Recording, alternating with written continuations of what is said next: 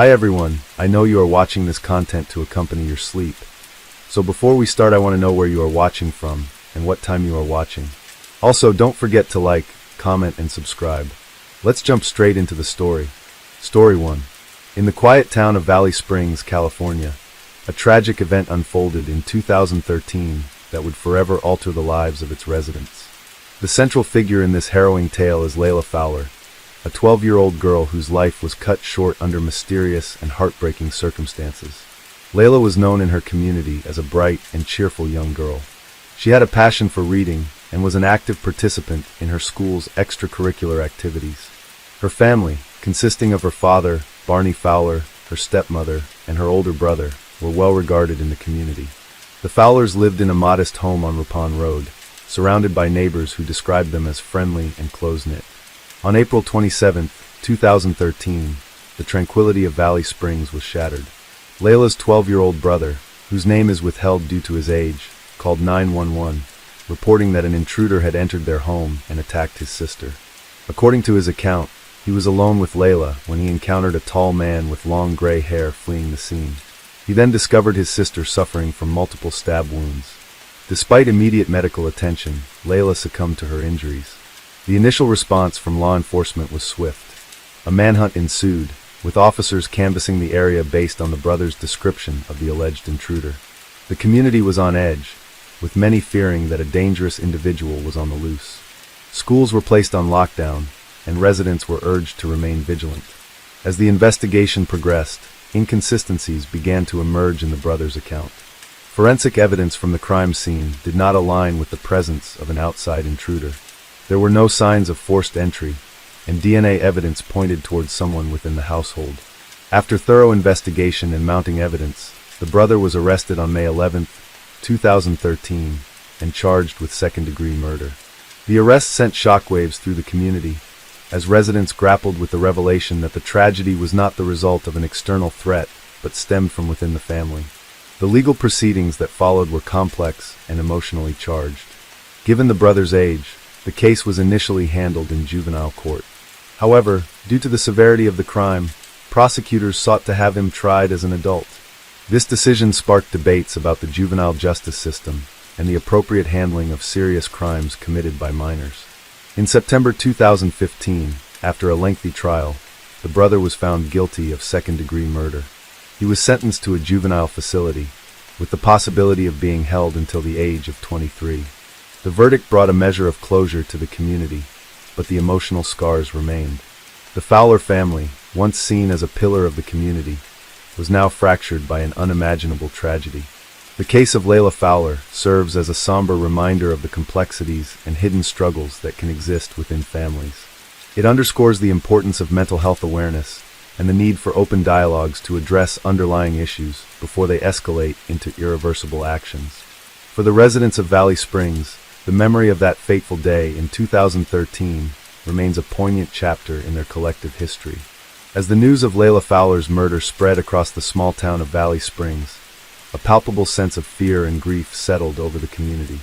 Parents clutched their children a little tighter, doors that were once left unlocked were now bolted shut, and whispers of a violent intruder filled the air.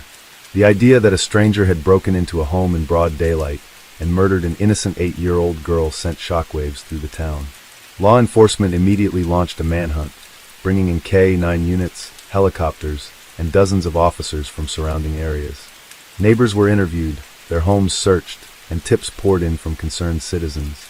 At first, the entire investigation hinged on the testimony of Layla's 12-year-old brother. He had called 911 in a frantic voice, reporting that an intruder had entered their home and attacked his sister. He described the suspect as a tall man with long gray hair, dressed in dark clothing, running away from the scene. Authorities scoured the town for anyone matching the description. Residents were asked to check their security cameras, and roadblocks were set up to catch any potential suspects trying to flee. For days, the community remained on high alert, convinced that a killer was roaming free. The Fowler family, already devastated by Layla's death, was placed under immense scrutiny. Her father, Barney Fowler, made tearful pleas for the killer to come forward, while Layla's stepmother expressed her anguish on social media, describing the nightmare their family was enduring. Candlelight vigils were held in Layla's honor, with hundreds of people showing up to mourn the loss of the young girl. Posters with the suspect's description were plastered around town, and residents anxiously awaited an arrest. But as the investigation progressed, something didn't add up. Detectives working the case began noticing inconsistencies in the brother's story. His timeline of events kept shifting, and his emotional responses appeared forced. The forensic evidence at the scene raised more questions than answers. There were no signs of forced entry, no footprints from an unknown person, and no evidence of an intruder's presence. The murder weapon, a knife from the family's kitchen, had no fingerprints except for those belonging to the household members. Even more troubling, DNA results did not match anyone outside of the home. As law enforcement turned their focus inward, the brother's behavior became increasingly suspicious. Friends and classmates described him as quiet and withdrawn, but no one could believe he was capable of such an act. Teachers recalled moments where he displayed frustration and anger, but nothing that indicated a violent nature. However, detectives uncovered troubling internet searches on the family's computer, searches related to crime, murder, and forensic evidence. After nearly 2 weeks of investigation, on May 11, 2013, the authorities made a shocking announcement. Layla's brother was being arrested and charged with second-degree murder. The revelation sent shockwaves through the town. People who had once rallied behind the boy, believing his story of an intruder, were now faced with the horrifying reality that Layla's murderer had been inside the home all along. In court, the prosecution painted a grim picture. They argued that the murder was an impulsive act of rage, not premeditated but fueled by frustration and anger. The defense, on the other hand, claimed that the boy was too young to fully comprehend his actions, and that he did not have the intent to kill his sister. The case quickly became a heated debate about juvenile justice. Should a 12-year-old be tried as an adult for such a heinous crime? Psychological evaluations were ordered, and experts debated whether the boy exhibited signs of deeper psychological issues. His legal team pushed for rehabilitation over punishment, arguing that he was still a child who could be reformed. Meanwhile, Layla's grieving family struggled to make sense of what had happened. How could a brother, someone she had grown up with and trusted, be responsible for her death? What had driven him to such an unthinkable act? The trial was drawn out for years, with the prosecution and defense presenting conflicting theories. The lack of a clear motive left many unanswered questions. Some speculated that sibling rivalry had escalated into uncontrollable anger, while others believed there was something deeper at play. By the time the verdict was delivered in 2015, the small town of Valley Springs had changed forever. The case had not only robbed them of a bright young girl, but it had also shattered the belief that violence only came from the outside. In this instance, the danger had come from within. The courtroom was packed on the day of the verdict. Reporters lined the hallways, eager to capture the final chapter of a case that had haunted Valley Springs for over 2 years. Residents who had once prayed for justice now found themselves grappling with an impossible truth. Justice, in this case, meant holding a 12-year-old accountable for the brutal murder of his younger sister. The judge entered the room, and a tense silence fell over the crowd. The prosecution had spent months meticulously piecing together the evidence, painting a grim picture of a crime committed in a moment of uncontrolled rage. They argued that despite the boy's age, the severity of his actions warranted punishment. The defense, on the other hand, pleaded for leniency, emphasizing his young mind, his lack of criminal history, and the possibility of rehabilitation. Experts had weighed in, analyzing his psychological state, his capacity for understanding right from wrong, and whether he posed a continued threat to society. When the judge finally spoke, his voice was steady but heavy with the weight of the decision. He found the boy guilty of second-degree murder, sentencing him to a juvenile facility until the age of 23. A gasp rippled through the courtroom. The punishment was harsh for a child, but not nearly as severe as it could have been had he been tried as an adult. He would not face life in prison, but he would spend the rest of his adolescence behind bars. Layla's family sat in silence. Her father, Barney Fowler, stared ahead blankly, his face lined with exhaustion. His son, once a boy he had tucked into bed and taken to school, was now being led away in handcuffs. His daughter, once full of life and laughter, was gone forever. How had his family come to this? What had gone wrong? Outside the courthouse, the reaction was divided. Some believed justice had been served, while others felt that no child should be locked away for over a decade, no matter the crime. Debates erupted across the country about how the legal system should handle violent offenses committed by minors. Was it possible for a child who had committed such a brutal act to be rehabilitated? Could he ever reintegrate into society? Or was he destined to remain a danger forever? Over the next few months, life in Valley Springs slowly began to settle into a new normal, though the scars of the tragedy remained. The Fowler family's once warm home sat empty for a long time, a painful reminder of the nightmare that had unfolded within its walls. The whispers that had once filled the town eventually faded, but the memory of what had happened never truly left. At the juvenile facility, the boy remained mostly quiet. He rarely spoke about the crime, and when he did, his answers were vague, lacking the remorse people hoped to hear. Was he too young to fully grasp the gravity of his actions, or was he choosing to bury the truth deep inside himself? Psychologists worked with him, trying to unravel the layers of his mind, searching for answers to the questions that still haunted his family and the community. Layla's room remained untouched for months after her death. Her bed was still neatly made, her favorite stuffed animals arranged just as she had left them. Her stepmother found herself standing in the doorway often, unable to move forward, but unable to turn away. Eventually, the family packed up and moved away, unable to bear the weight of their sorrow in a town where every corner held a memory. For the people of Valley Springs, the murder of Layla Fowler was more than just a tragic crime. It was a painful lesson about the hidden darkness that can exist in even the most seemingly ordinary families. Parents, once confident in the safety of their homes, now looked at their children with new, unspoken fears. They wondered what warning signs they had missed, what unspoken anger might be festering behind innocent faces. By the time the boy turned 18, discussions began about what would happen when he was eventually released.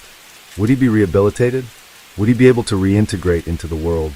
Or would he carry the shadow of his crime with him forever? Some believed he deserved a second chance.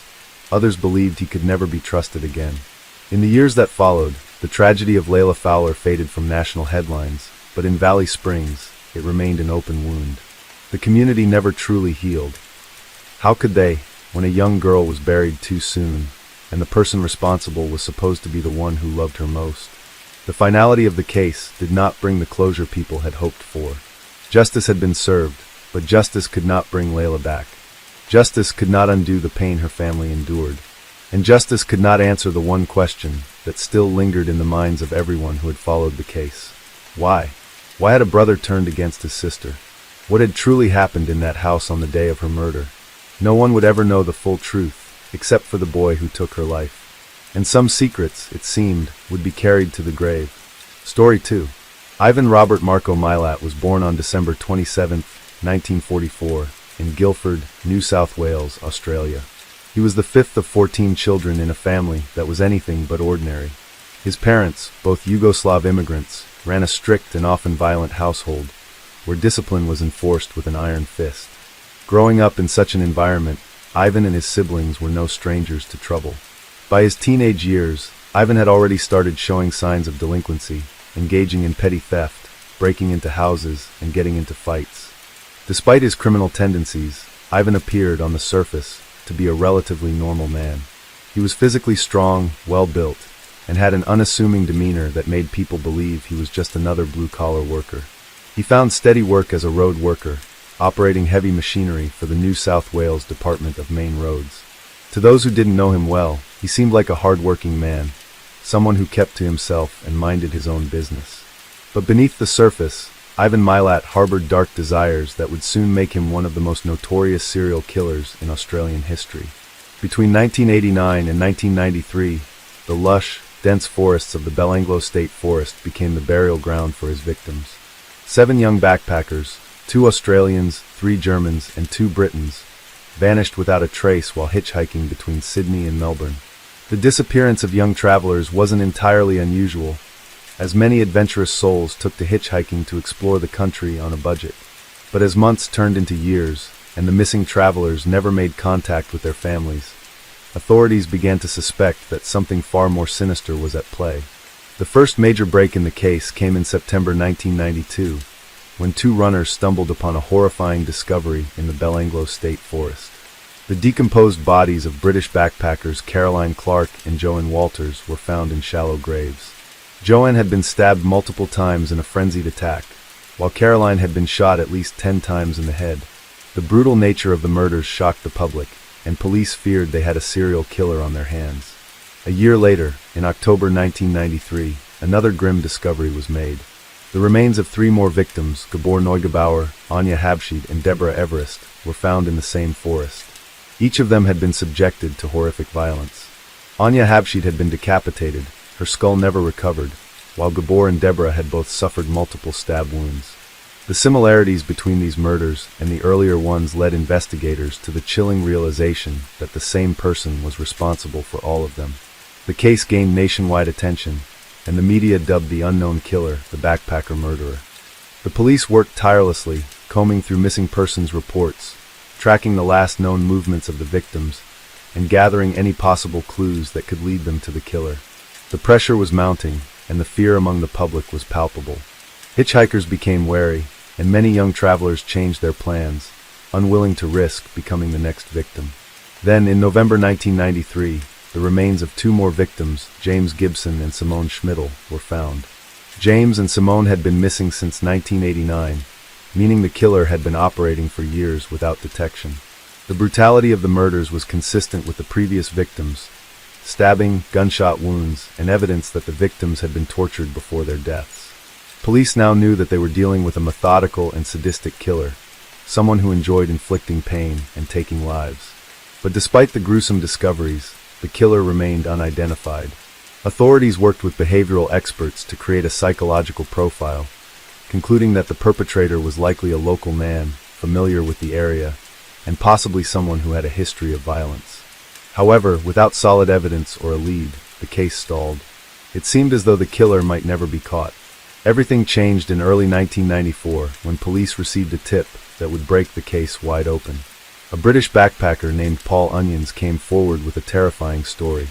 In 1990, Paul had been hitchhiking near the area where the bodies were found when he was picked up by a man who introduced himself as Bill. At first, everything seemed normal, but as they drove, the man's behavior changed. He became erratic, asking strange questions and making unsettling comments. Then, without warning, the driver pulled out a gun and a rope. Realizing he was in imminent danger, Paul managed to escape, running for his life along the road until he flagged down a passing car. He never reported the incident to police at the time, thinking it was just a close call. But after hearing about the backpacker murders on the news, he knew instantly that the man who had tried to abduct him was the same man responsible for the killings. Paul Onion's testimony gave the police the lead they desperately needed. He worked with investigators to create a composite sketch, and his description of the attacker's vehicle led them to one name: Ivan Milat. When police looked into his history, they found a disturbing past filled with violence, previous arrests, and an obsession with firearms. Everything started to fall into place, and police finally had their prime suspect. On May 22, 1994, in a massive operation involving dozens of officers, police raided Milat's home. What they found inside left no doubt that he was the backpacker murderer.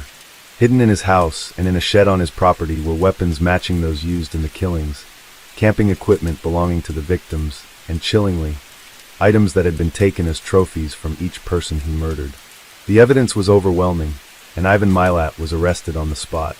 The news of his arrest spread quickly, sending shockwaves across Australia. People who had known Milat were stunned. He had always been seen as a quiet, reserved man who kept to himself. No one could have imagined that behind his calm exterior lurked a ruthless serial killer who had preyed on innocent travelers for years. As Milat sat in his jail cell awaiting trial, police continued to investigate whether he had more victims. There were dozens of unsolved missing persons cases that bore similarities to his modus operandi. Some believed he had killed many more than just the 7 known victims. However, despite speculation, no additional bodies were ever conclusively linked to him. The trial of Ivan Milat began in 1996, and the evidence against him was overwhelming. Survivors like Paul Onions testified, describing their terrifying encounters with him. Forensic experts presented the damning proof found in his home. The jury deliberated for 3 days before delivering a guilty verdict on all 7 counts of murder. Milat was sentenced to life imprisonment without the possibility of parole.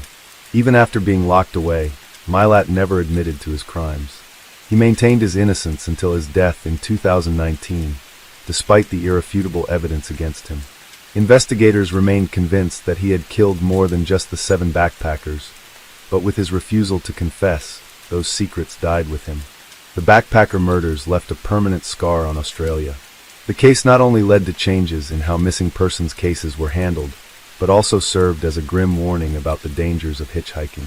Today, the Belanglo State Forest remains a place forever associated with horror, a chilling reminder of the evil that once lurked in its depths. The trial of Ivan Milat was one of the most highly publicized in Australian history. The courtroom was packed every day with journalists, families of the victims, and members of the public eager to see justice served. The prosecution presented overwhelming evidence, detailing Milat's calculated and sadistic methods. The jurors listened in horror as forensic experts described the injuries inflicted upon the victims. Stab wounds so deep they suggested immense force, gunshot wounds fired with precision, and signs of restraint that indicated the victims had been held captive before being killed.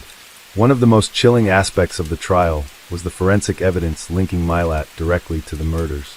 The police had found numerous items belonging to the victims inside his home. Sleeping bags, clothing, backpacks, and cameras were hidden away in his bedroom and garage. A search of his property also uncovered an arsenal of weapons, including a .22 caliber rifle that matched the gun used in several of the killings. Ballistics testing confirmed that the same rifle had been used to execute some of the victims. Despite the mountain of evidence against him, Milat remained defiant. He denied any involvement in the murders, claiming he was being framed by the police. His legal team attempted to argue that the evidence had been planted and that there was no direct proof linking him to the killings. But their defense quickly fell apart as more damning testimony came to light. One of the most critical witnesses was Paul Onions, the British backpacker who had survived a terrifying encounter with Milat in 1990. Taking the stand, Paul recounted in detail how Milat had picked him up while he was hitchhiking south of Sydney. At first, Milat had seemed friendly, engaging in casual conversation and asking about Paul's travels. But as they drove, his demeanor changed. He became silent, his grip on the steering wheel tightening. Then, without warning, he pulled out a gun and a length of rope. Paul knew he was in danger. Thinking quickly, he unbuckled his seatbelt and flung himself out of the moving car, running as fast as he could along the highway. Shots rang out behind him, but he didn't stop. He flagged down another driver, who helped him escape. At the time, he hadn't gone to the police, believing he was just lucky to be alive. But years later, when he saw news reports about the backpacker murders, he knew immediately that Ivan Milat was the man who had tried to kill him. Paul's testimony was devastating for the defense. His detailed description of Milat's vehicle, his mannerisms, and the way he had threatened him matched exactly with what investigators had pieced together about the killer's behavior. It was the missing link that tied Milat to the murders beyond any reasonable doubt.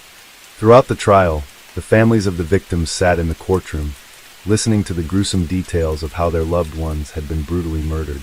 Some wept quietly, while others stared blankly, unable to process the horrors being recounted. For years, they had held out hope that their children were still alive, perhaps lost somewhere or unable to contact them.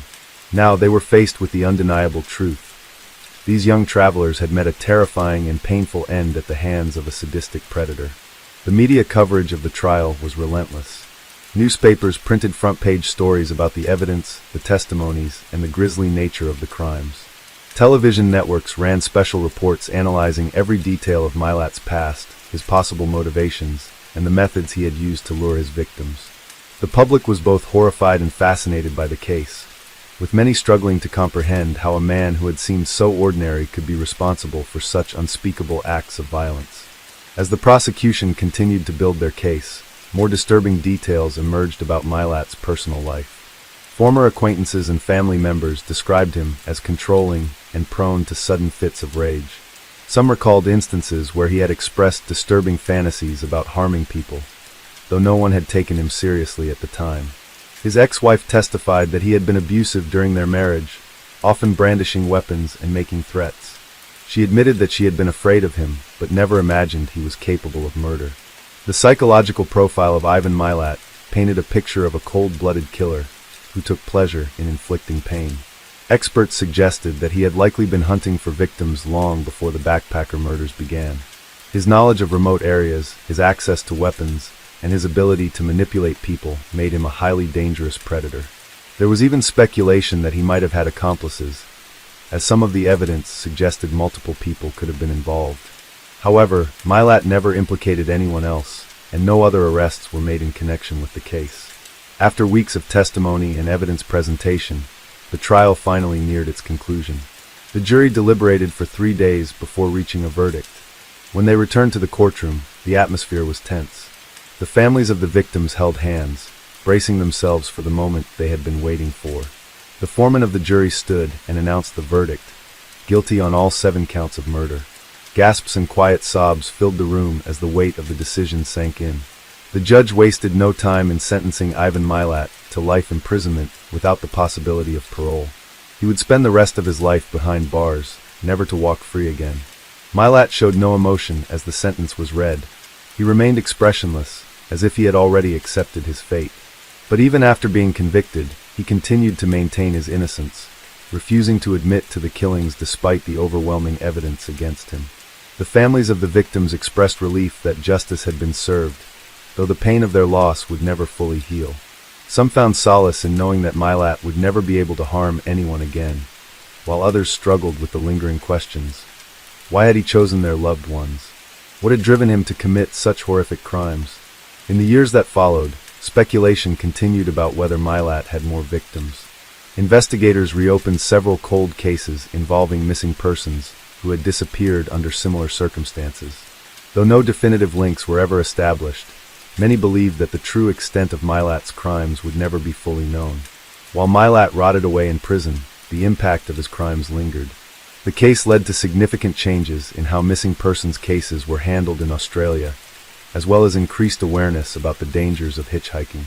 The once peaceful Belanglo State Forest, which had been a place of adventure for campers and travelers, became forever associated with horror and death. Milat spent his remaining years in solitary confinement, his health deteriorating as he aged. In 2019, after being diagnosed with terminal cancer, he was transferred to a hospital for treatment. Even in his final days, he refused to admit his guilt, taking his secrets to the grave. The backpacker murders remain one of the darkest chapters in Australian history. The case is a chilling reminder that true evil can exist behind the most ordinary of facades. For those who lost their loved ones, the pain never fully faded. Their children had set out on journeys of adventure, only to cross paths with a monster lurking in the shadows, waiting for his next victim. Even with Ivan Milat locked away for life, the horrors he inflicted left scars that could never fully heal. The families of the victims spent years trying to come to terms with their loss, grappling with the unimaginable suffering their loved ones endured in their final moments. Some sought therapy, some found solace in activism, pushing for better safety measures for backpackers and travelers. Others, however, remained trapped in their grief, unable to move past the knowledge that their children had fallen prey to one of the most sadistic killers in Australian history. As time passed, the legend of the backpacker murderer grew. Books, documentaries, and films explored the case in excruciating detail, trying to piece together what had driven a seemingly normal man to commit such monstrous acts. Investigators and crime experts speculated endlessly about whether Milat had killed more than just the 7 confirmed victims. One of the most haunting questions that lingered was whether Milat had acted alone. Some investigators believed that his crimes were too elaborate, too methodical for a single person to execute without assistance. There were reports from surviving victims who claimed they had seen another person in Milat's vehicle, or had heard a second voice during their abduction attempts. However, no solid evidence ever surfaced to confirm the presence of an accomplice. Milat himself remained silent on the matter, refusing to provide any information even as he neared death. For years, the Belanglo State Forest remained a place of eerie silence, forever tainted by the horror buried beneath its trees. Some travelers avoided it entirely, unwilling to step foot in a place where so many had suffered. Others, however, were drawn to it, their curiosity outweighing their fear. True crime enthusiasts, journalists, and even ghost hunters ventured into the forest, searching for traces of the past, for some lingering presence of the souls lost there. In prison, Milat maintained the same cold arrogance he had displayed during his trial. He showed no remorse, no indication that he felt any guilt for what he had done. He repeatedly appealed his conviction, claiming he had been framed, but his attempts at freedom were futile. The evidence against him was undeniable, and the courts refused to entertain his pleas. As the years dragged on, Milat's health began to decline. He suffered from a range of medical issues, but true to his nature, he refused treatment at times, as if trying to exert control over his fate. In 2019, he was diagnosed with terminal esophageal and stomach cancer. Even in his dying days, he remained unrepentant, refusing to confess to the murders. When news of Milat's impending death broke, reactions were mixed. Some saw it as justice finally catching up to him, a slow and painful demise that he fully deserved. Others felt frustrated, knowing that with his death, any chance of uncovering the full truth about his crimes would be lost forever. Investigators made one last attempt to extract a confession from him, to get answers for the families who still had questions. But Milat refused, taking whatever secrets he had to the grave. On October 27, 2019, Ivan Milat died in a secure wing of Sydney's Long Bay prison. His death did not bring closure, nor did it erase the pain he had caused. The families of his victims did not celebrate.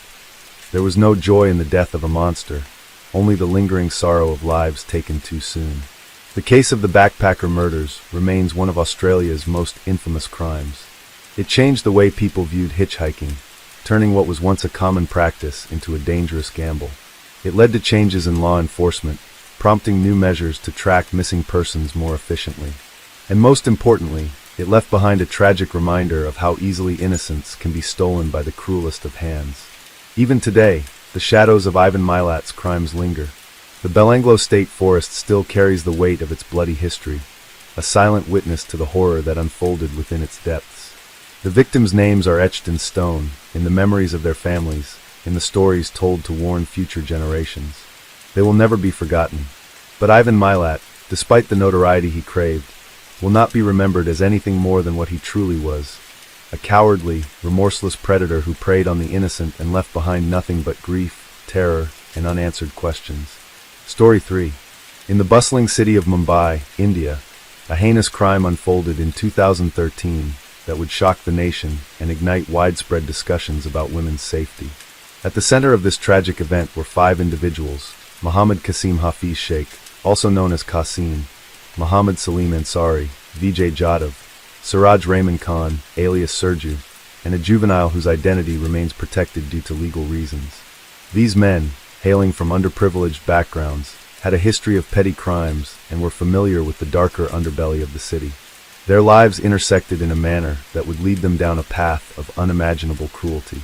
On the evening of August 22, 2013, a 22-year-old photojournalist, interning with an English-language magazine, set out on an assignment with a male colleague. Their destination was the abandoned Shakti Mills compound, located near Mahalakshmi in South Mumbai. Once a thriving textile mill, Shakti Mills had long been deserted, its dilapidated structures standing as silent witnesses to the passage of time. The compound, overgrown with wild foliage and littered with debris, had become a secluded spot, often frequented by those seeking solitude or engaging in illicit activities away from the prying eyes of the public. As the duo ventured deeper into the compound, the fading daylight cast eerie shadows, and the distant hum of the city seemed worlds away. Unbeknownst to them, they were being watched. The 5 perpetrators, familiar with the labyrinthine layout of the mills, had been lurking in the vicinity, seeking an opportunity to assert their dominance and indulge their depraved desires. Spotting the unsuspecting pair, they saw an opportunity to exploit. The men approached the photojournalist and her colleague under the pretense of questioning their presence in the area. Feigning authority, they accused the duo of trespassing and threatened them with dire consequences. The situation escalated rapidly. The assailants overpowered the male colleague, binding his hands with belts and leading him away, rendering him helpless. Isolated and vulnerable, the photojournalist was subjected to a brutal sexual assault by the 5 men. During the ordeal, the perpetrators took photographs of the victim, threatening to release the images on social media should she report the crime. This act of intimidation was designed to instill fear and ensure her silence. The assault lasted for several harrowing minutes, after which the assailants fled, leaving the traumatized victims to fend for themselves. Despite the physical and emotional agony, the photojournalist and her colleague managed to reach a nearby hospital, where they received immediate medical attention. The incident was promptly reported to the police, setting off a chain of events that would lead to the apprehension of the culprits and a nationwide outcry against such heinous acts. In the aftermath of the assault, the Mumbai police launched an intensive investigation. Utilizing the descriptions provided by the victims, along with forensic evidence collected from the crime scene, the authorities were able to identify and apprehend the 5 perpetrators within a week. The swift action by law enforcement was met with widespread approval, but it also underscored the pressing need for systemic changes to prevent such incidents in the future.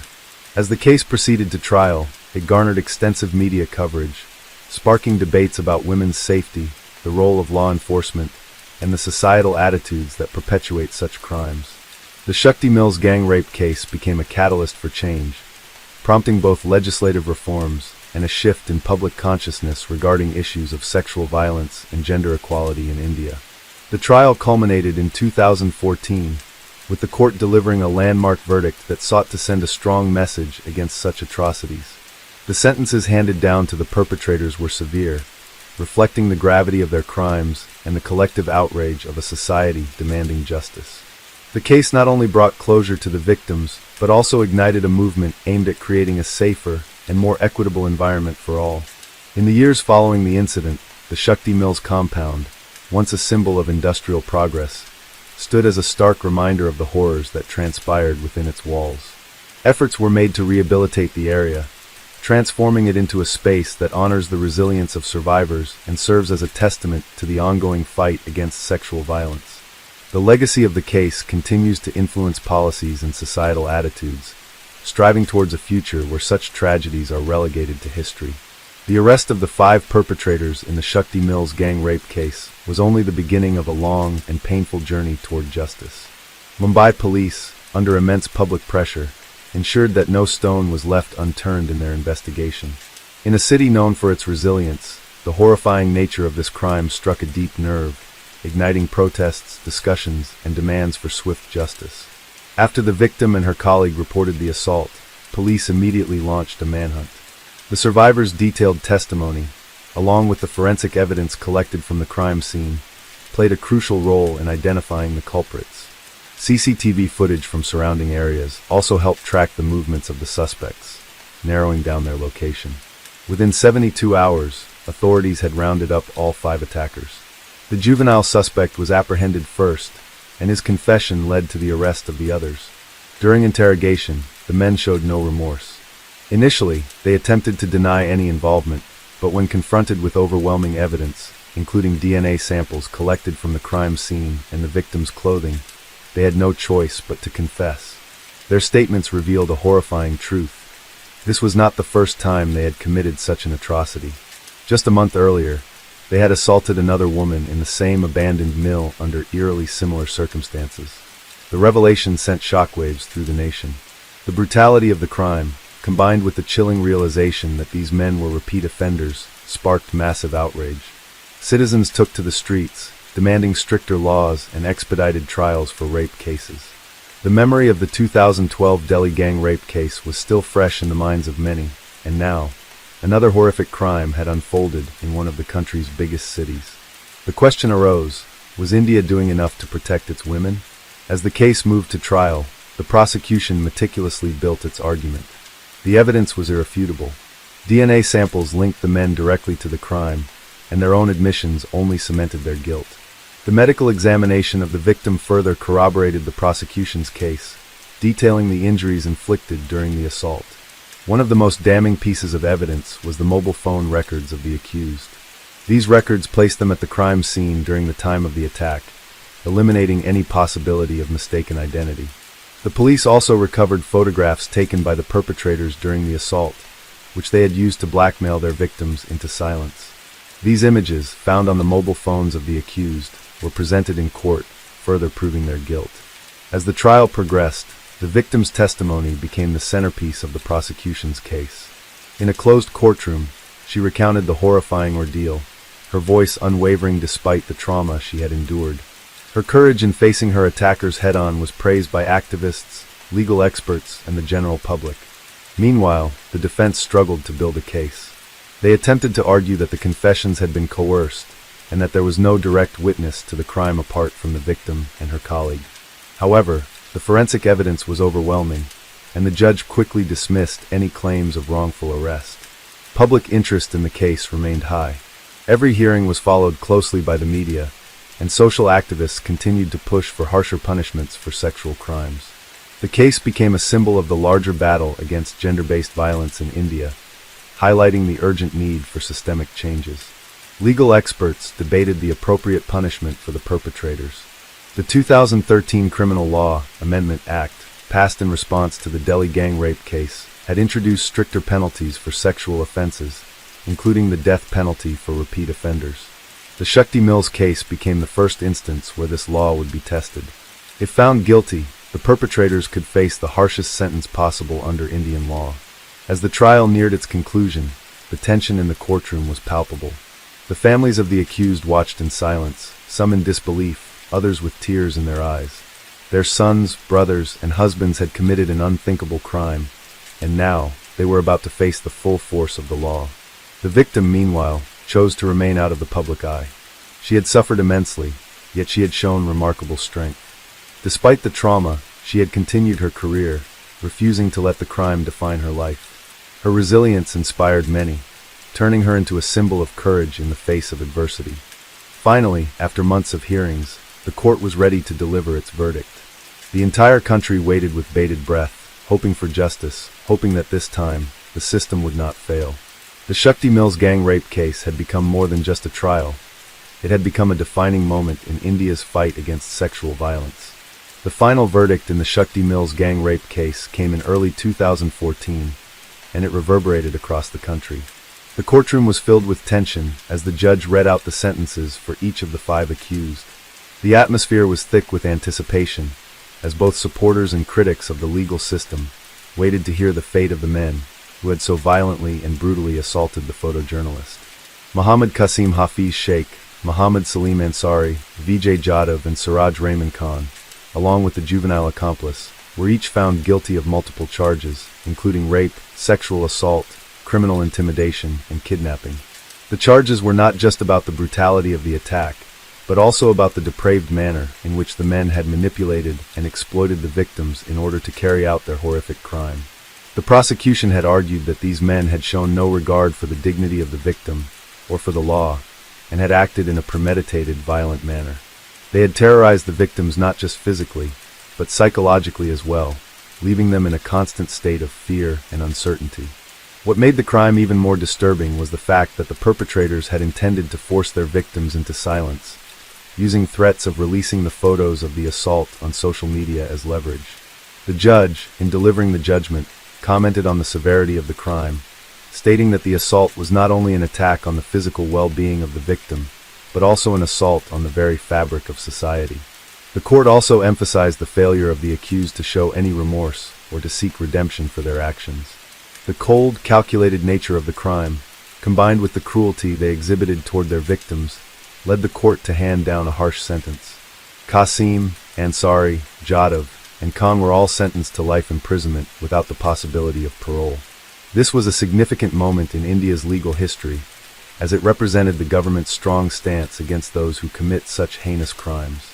The severity of the sentences was hailed by many as a signal that the justice system would no longer tolerate such violence, particularly against women. The juvenile offender, being under the age of 18 at the time of the crime, was tried separately under the Juvenile Justice Act.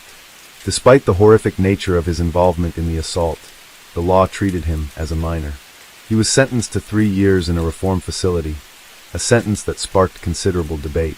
Many felt that the law was too lenient given the severity of the crime, and critics of the juvenile justice system began calling for stricter measures in cases involving violent crimes committed by minors.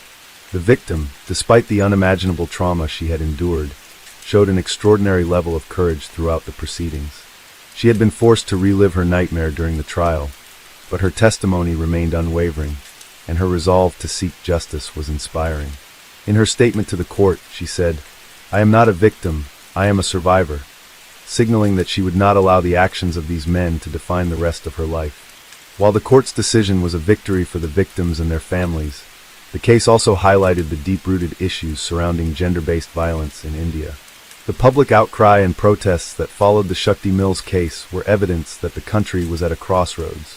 People demanded more than just punishment for the perpetrators. They wanted systemic changes that would ensure the safety of women in public and private spaces. Activists and human rights organizations rallied to raise awareness about the need for better protection for women. The Shakti Mills case ignited a renewed sense of urgency in the fight for stricter laws against sexual assault, as well as better enforcement of existing laws. In the wake of the verdict, the case spurred legal reforms. Indian authorities strengthened the laws surrounding sexual offenses, including enhancing penalties for those convicted of sexual violence. The country also took steps to improve the safety of women in public spaces, introducing measures like better street lighting, emergency helplines, and campaigns aimed at educating the public about consent and respect for women. The media coverage of the case also played a significant role in changing societal attitudes.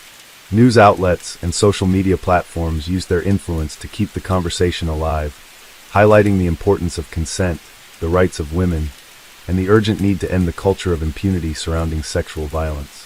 However, despite these reforms and public awareness campaigns, the fight for women's safety in India remains an ongoing struggle.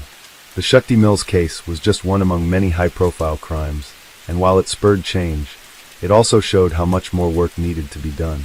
The conviction of the perpetrators was important, but it was only one small part of the larger challenge of creating a safer society for women. The victim's story, her bravery, and her refusal to be silenced became a beacon of hope for others facing similar hardships. In the years that followed, she continued to advocate for women's rights, becoming an outspoken figure in the fight against sexual violence. Her experience, though harrowing, ultimately became a source of strength for the growing movement calling for justice and reform. As for the Shakti Mills compound, the site of the crime became a symbol of both the horrors of sexual violence and the resilience of the survivors. Though the physical space was eventually demolished, its place in history as the backdrop to such a brutal crime is etched into the collective memory of the country. The Shakti Mills case, like many others before it, was a stark reminder that society must continue to challenge the deep-seated norms that enable gender violence to persist. It reinforced the need for stronger laws, better protection for victims, and a cultural shift towards greater respect and equality. It was a turning point, but the work to ensure a safer future for all women continued. Story 4. In 2013, a brutal and high-profile criminal case unfolded in the Philippines, revolving around Jason Ivler, a 28-year-old Filipino-American man with a troubled history. Born to a well-off businessman and a socialite mother, Ivler's life appeared promising on the surface. However, beneath the facade of privilege, he was known for his reckless behavior, violent tendencies, and numerous legal issues. His upbringing, once seen as a marker of success, could not shield him from the darker aspects of his personality. His history of violent confrontations and run-ins with the law eventually escalated to a series of horrific acts that would leave an indelible mark on the nation. Jason Ivler's criminal journey began with smaller offenses, but his life took a deadly turn in November 2012, when he became involved in a road rage incident that would claim the life of Renato Rene de Guzman, a government employee.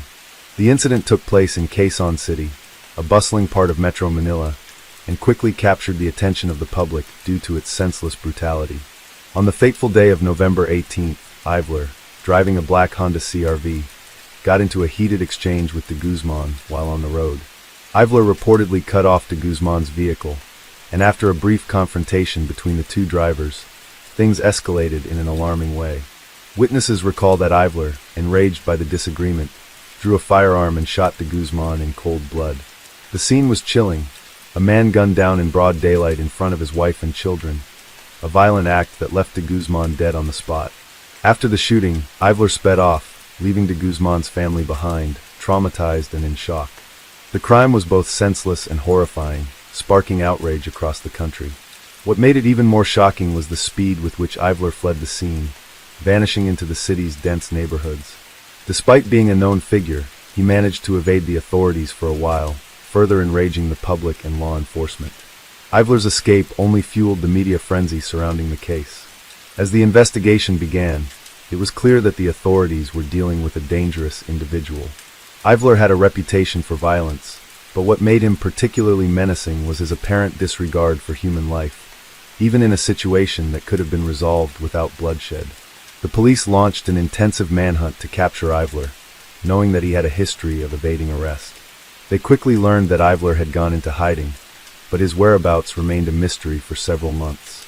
Despite the growing attention around his case, Ivler remained elusive, carefully evading capture by changing his location frequently and using his connections to avoid detection.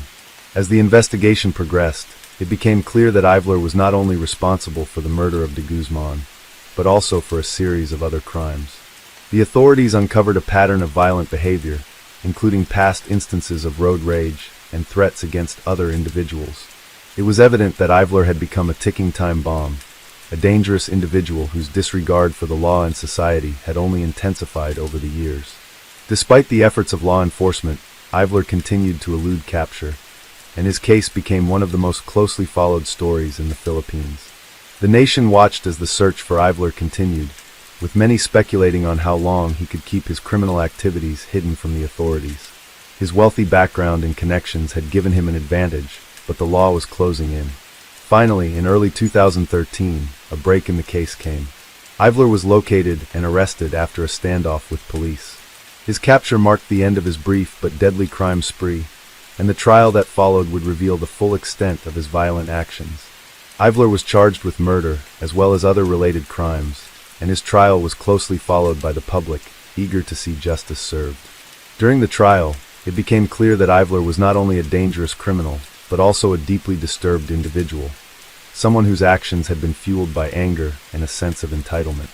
His defense team attempted to argue that Ivler had acted in self-defense, but the evidence was overwhelming, and the court found him guilty of the murder of Renato de Guzman. The case sparked a national conversation about road rage, violence, and the consequences of unchecked aggression. Ivler's trial brought to light the dangers of allowing anger and resentment to fester unchecked, and it served as a reminder of the fragile line between normalcy and violence. Ivler was eventually sentenced to life imprisonment, a verdict that many saw as just, considering the brutality of his actions. His case became an example of the dangers posed by individuals who, despite their privilege or family connections, could still commit heinous crimes. The murder of Renato de Guzman was senseless, and the loss felt by his family was immeasurable. But it also became a point of reflection for a society grappling with issues of violence, anger, and the need for stronger systems of justice to protect the public. As the country slowly came to terms with the shocking nature of the crime, Ivler's case remained in the public eye, and discussions about violence, mental health, and the role of privilege in criminal behavior continued.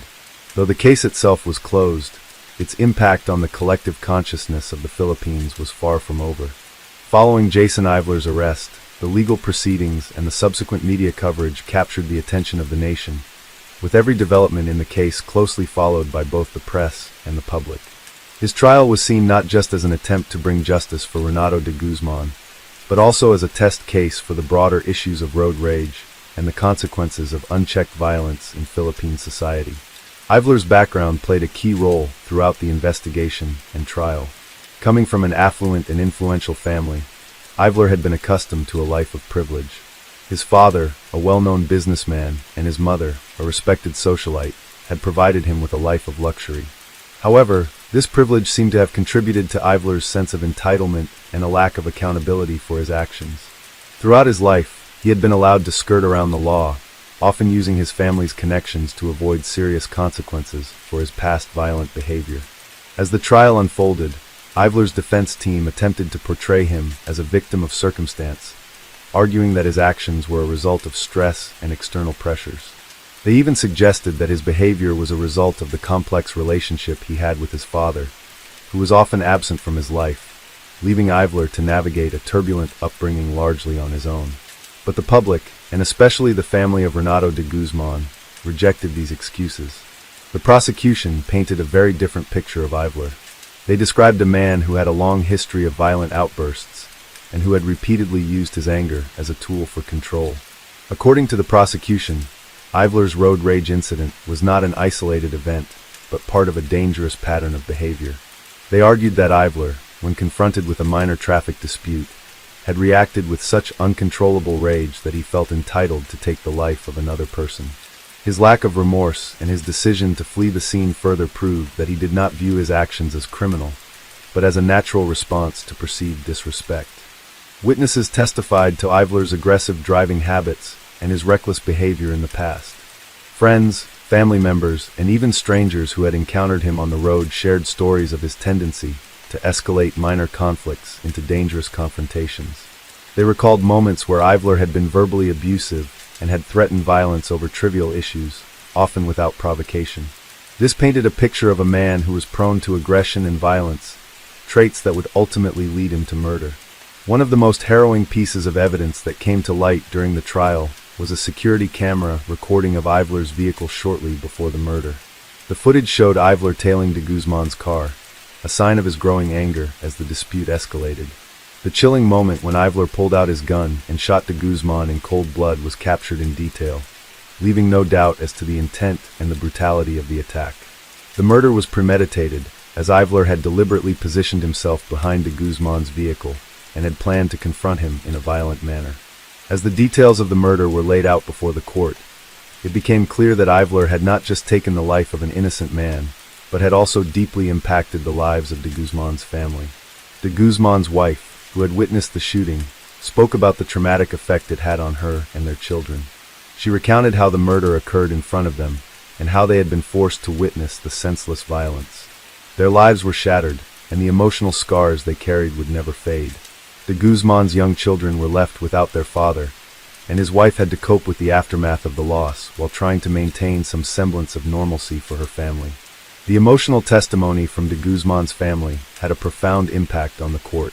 It brought the reality of the crime into sharp focus, showing not just the physical loss of a loved one, but the emotional devastation caused by the senseless murder. The victim's family, in their testimony, emphasized that Ivler's actions were not just a reflection of his personal frustrations, but a violent crime that had destroyed a family. They asked for the harshest possible punishment to be handed down to Ivler, not just as a form of justice for their loss, but as a deterrent for anyone who might think of committing a similar crime. The media also played an instrumental role in keeping the case in the public eye.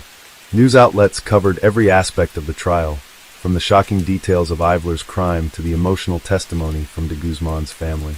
The coverage helped shape public opinion, with many Filipinos expressing anger at Ivler's apparent lack of remorse and his family's attempts to shield him from the consequences of his actions.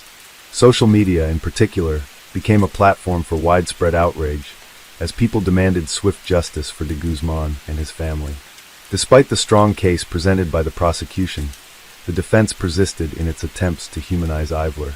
They claimed that he had struggled with mental health issues, such as anger management problems, and suggested that his violent tendencies were a result of personal difficulties.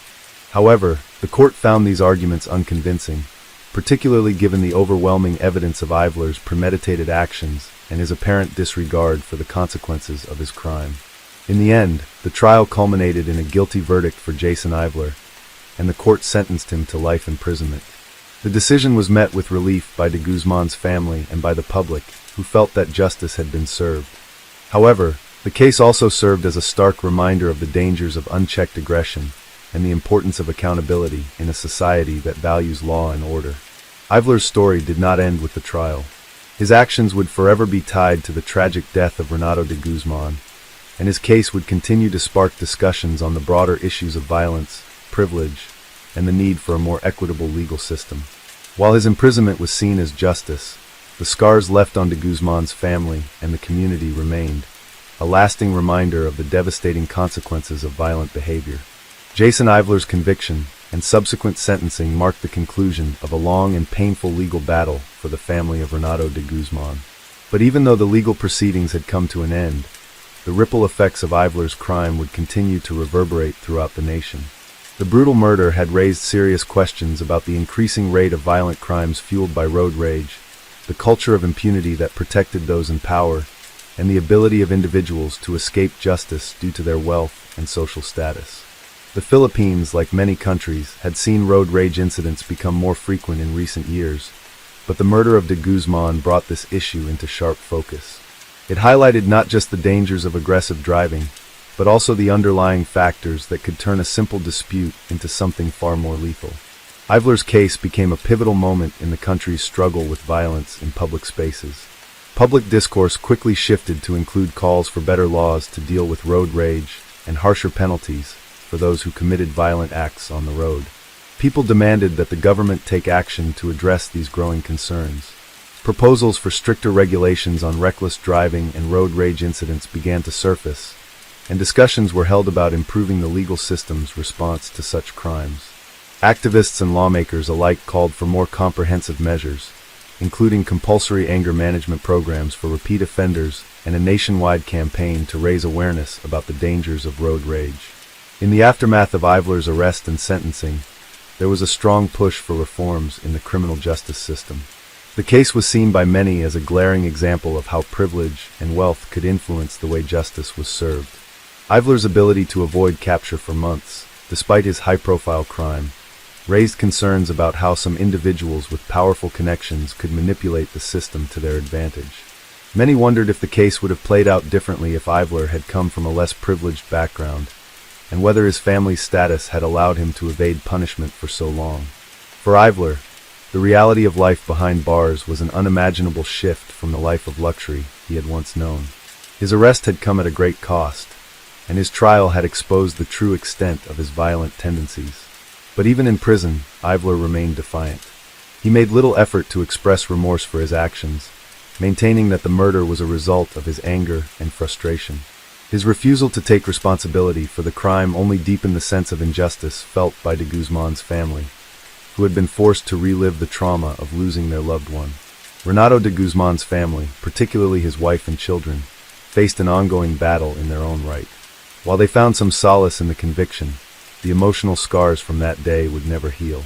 De Guzman's wife had to navigate the overwhelming grief of losing her husband in such a violent manner, while also supporting their children, who had been forced to witness their father's murder. The trauma they had experienced that day was something that would haunt them for years to come, and the loss of a loving father and husband was a pain that would never truly fade.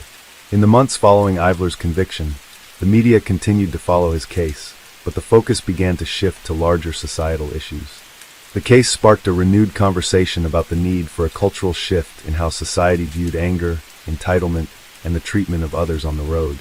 The media spotlight that had initially focused on Ivler as an individual criminal began to shine on the broader social and systemic issues that his crime had exposed. This collective reckoning led to several initiatives aimed at reducing road rage and improving public safety. Community organizations began organizing workshops and seminars to teach drivers about conflict resolution and the dangers of aggressive driving. The government introduced new traffic laws, including a stricter policy for dealing with road rage incidents. These initiatives were meant not only to address the symptoms of road violence, but also to challenge the underlying attitudes that allowed it to flourish.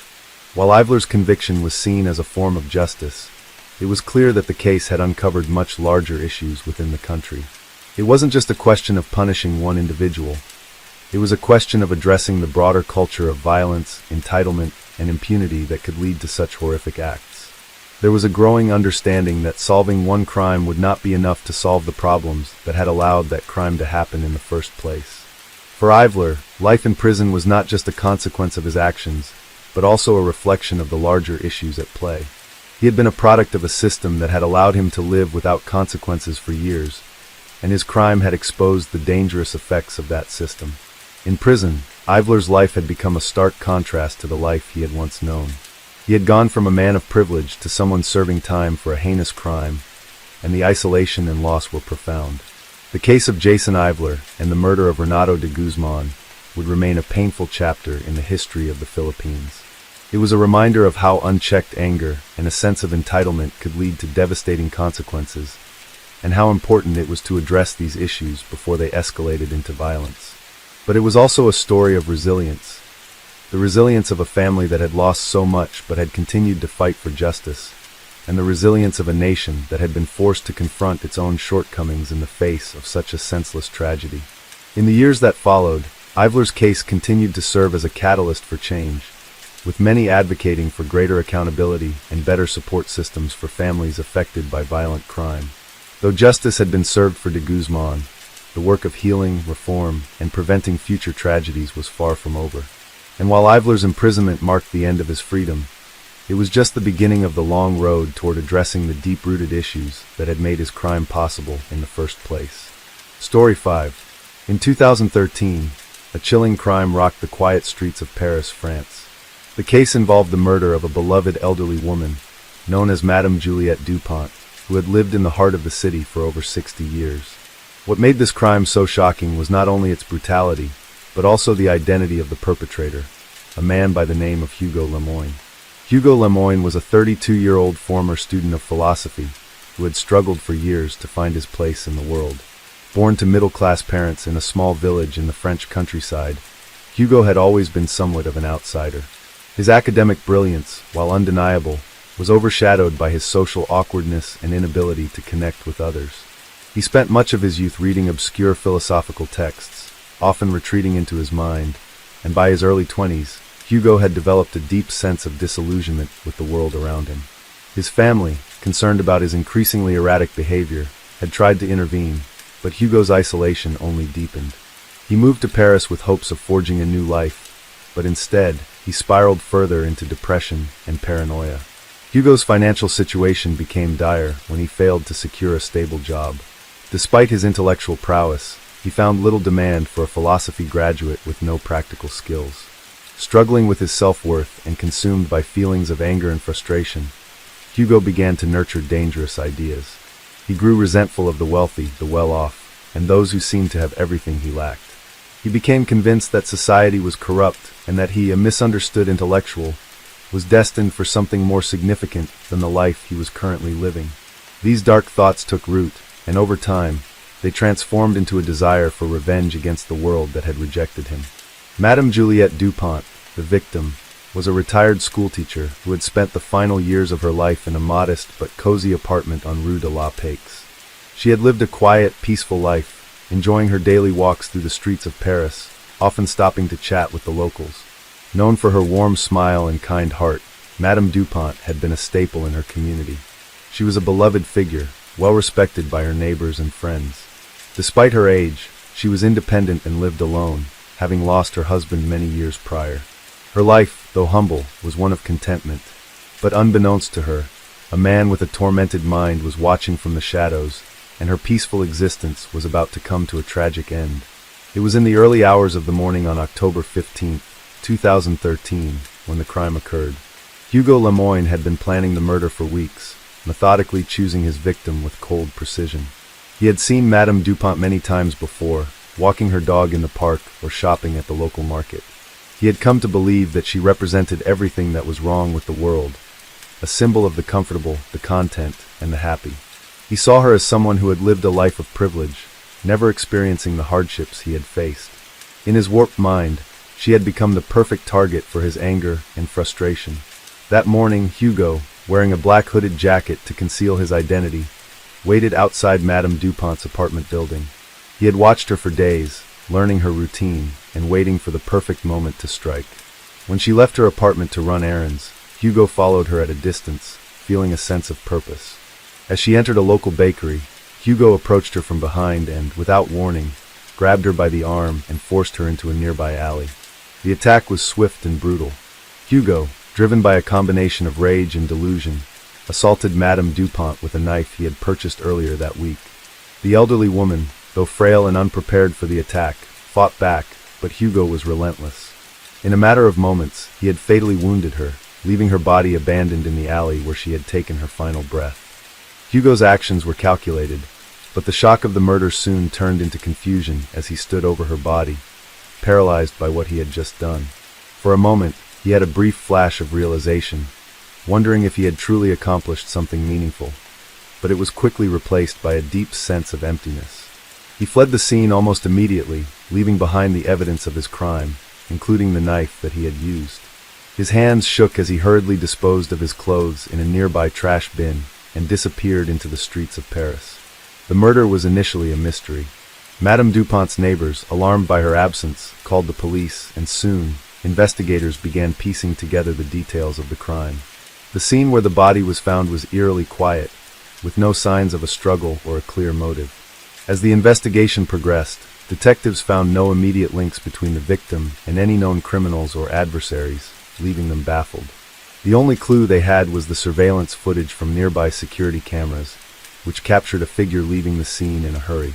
Though the footage was grainy, it was enough to spark a breakthrough in the case. Days passed, and the investigation into Madame Dupont's murder intensified. Detectives canvassed the neighborhood, speaking to residents and trying to piece together any information that might help them find the killer. Hugo, meanwhile, attempted to lay low, avoiding the public eye as much as possible, but his behavior began to raise suspicions. Neighbors who had seen him around town reported that he had become increasingly agitated in the weeks leading up to the murder, often muttering to himself or engaging in strange, erratic conversations. His former friends recalled his growing obsession with philosophy and his increasingly nihilistic outlook on life. They described him as someone who had grown more withdrawn to the point of madness. As the evidence began to mount, Hugo's past came under scrutiny. Investigators uncovered details about his troubled history, including his failed attempts to find work and his feelings of alienation. His social media accounts revealed his deep resentment toward society and his often cryptic posts about revolution and the corrupt nature of the world. In interviews with family members, it became clear that Hugo had been battling mental health issues for years, though he had refused to seek help. His increasingly erratic behavior had caused concern among those close to him, but no one had suspected that he was capable of such violence. After several weeks of investigation, Hugo Lemoine was arrested. The police tracked him down to a small apartment in the outskirts of Paris, where he had been hiding in plain sight. When he was confronted with the evidence, he showed no remorse, his cold demeanor offering no explanation for his actions. The investigation had confirmed that Hugo had carefully planned the murder, targeting Madame Dupont because of his warped beliefs about society and his misplaced sense of injustice. To him, the crime had been an act of revolution, a way to make a statement about the world that had never understood him. As the case unfolded, it became clear that the murder of Madame Dupont was not just an isolated act of violence, but the culmination of years of mental turmoil, alienation, and frustration. Hugo Lemoine's crime would go down as one of the most shocking in recent Parisian history, a tragedy that would forever alter the lives of those who had known Madame Dupont and spark a national conversation about mental health, societal alienation, and the consequences of untreated psychological distress. The arrest of Hugo Lemoine shook Paris to its core, and the investigation into the murder of Madame Juliette Dupont became a focal point for discussions about mental health, violence, and the undercurrents of disillusionment within society. As the details of Hugo's troubled past came to light, the public and the media began to focus not just on the shocking nature of the crime, but on the factors that had driven him to such extremes. How could someone who appeared so unassuming, so intellectual, and so withdrawn turn into a brutal killer? In the days following Hugo's arrest, detectives began to uncover more about his life and the trajectory that led him to commit such a heinous act. His childhood, marked by social isolation, had been a key factor in his emotional development. Raised in a small rural village, Hugo had always been an outsider. Despite his academic success in school, he had never been able to connect with his peers. His obsession with philosophy, while intellectually impressive, further alienated him from others. His family, while loving, struggled to understand his inner turmoil.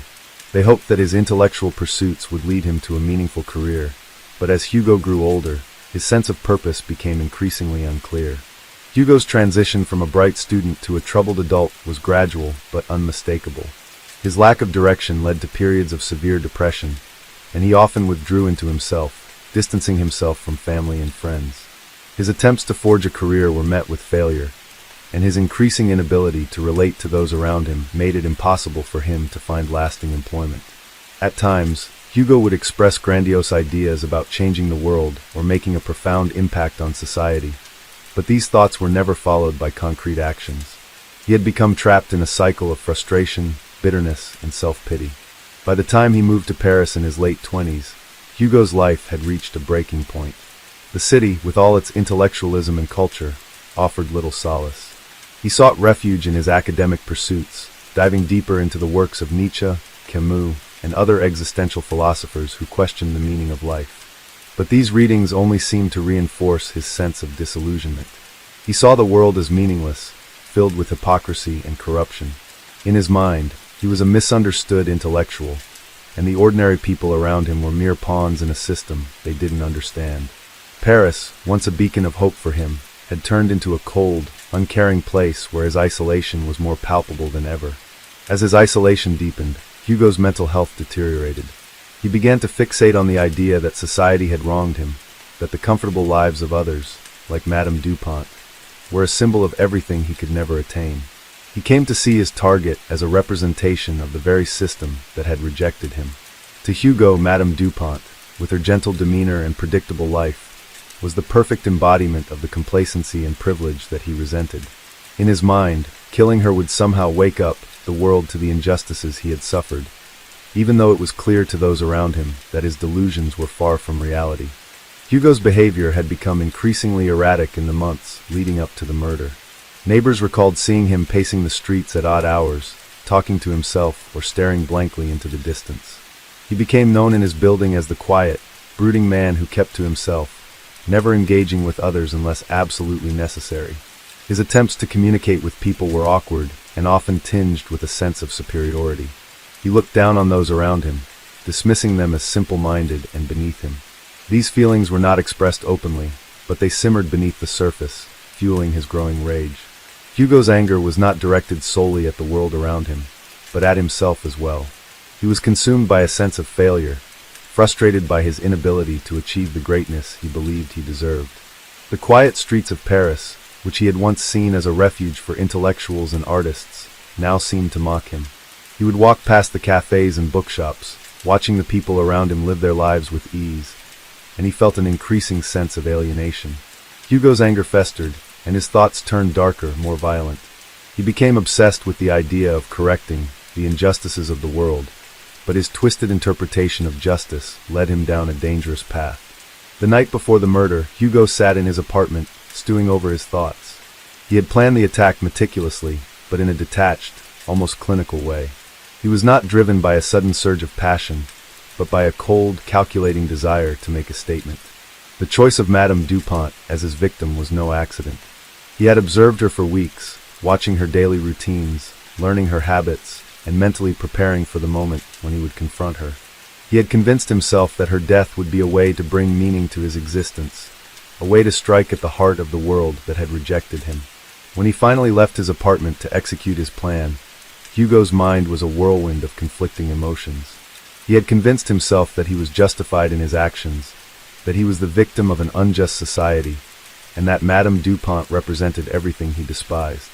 But as he followed her, he felt a sense of detachment, as if he were watching someone else commit the crime. When the moment came, and he confronted her in the alley, Hugo was already numb to the consequences of his actions.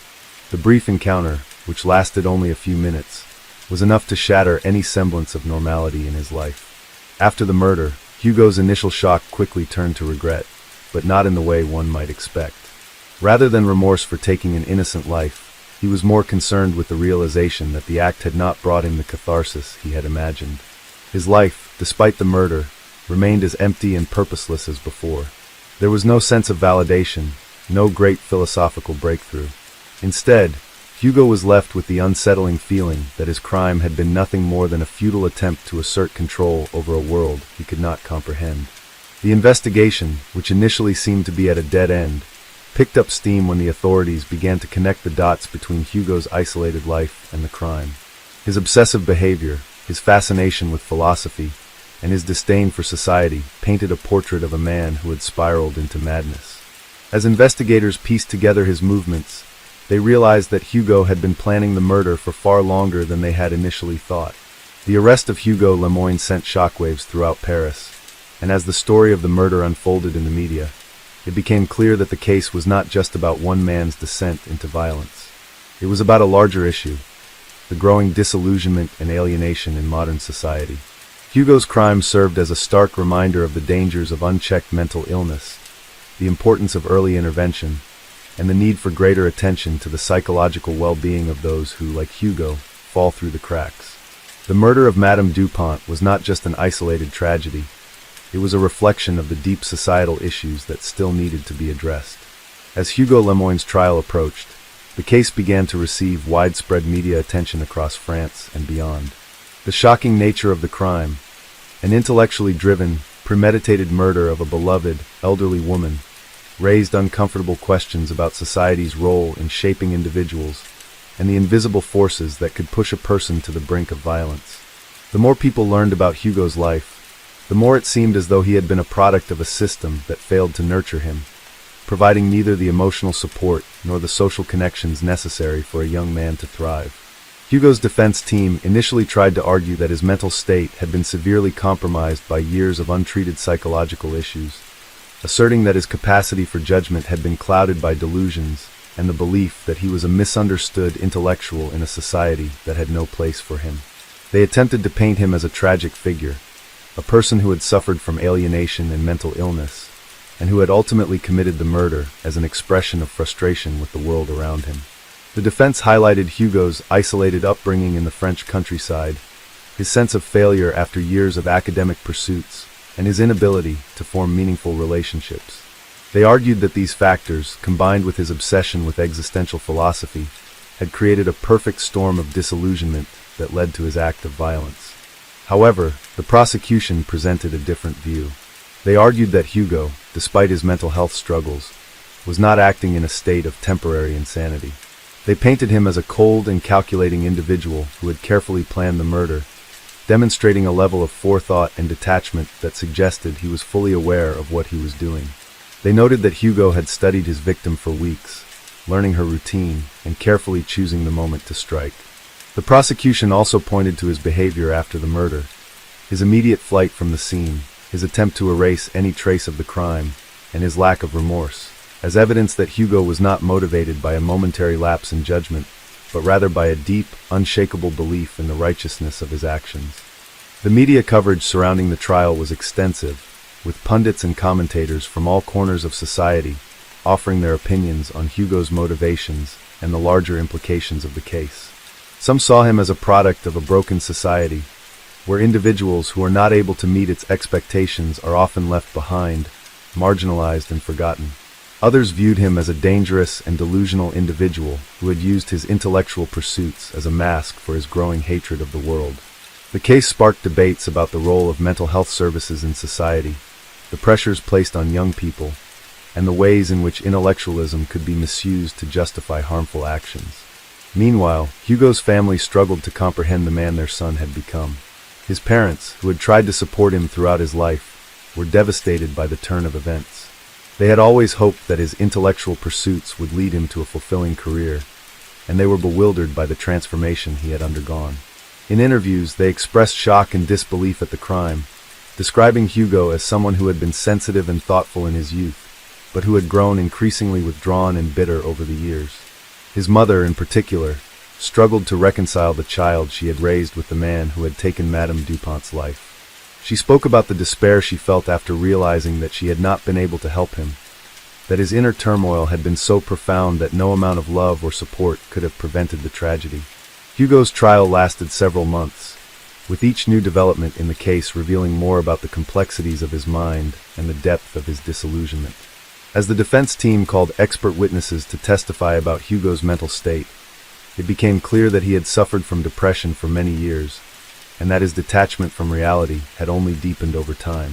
Some psychologists suggested that his obsession with philosophy and his tendency to overthink had contributed to his inability to process his emotions in a healthy way, leading him to develop a distorted worldview. He had come to believe that life had no inherent meaning, and that those who found happiness or fulfillment were simply deluded by society's false promises. To Hugo, the act of killing Madame Dupont was not one of hatred but an act of liberation, an attempt to break free from the confines of a society that had, in his eyes, abandoned him. Despite the defense's arguments, the jury ultimately found Hugo Lemoine guilty of first-degree murder. The court concluded that while Hugo had indeed struggled with severe mental health issues, his actions were still premeditated and deliberate. They acknowledged that his intellectual pursuits and his isolation had played a role in shaping his worldview, but they also emphasized that he had made a conscious decision to end Madame Dupont's life. The verdict was met with mixed reactions.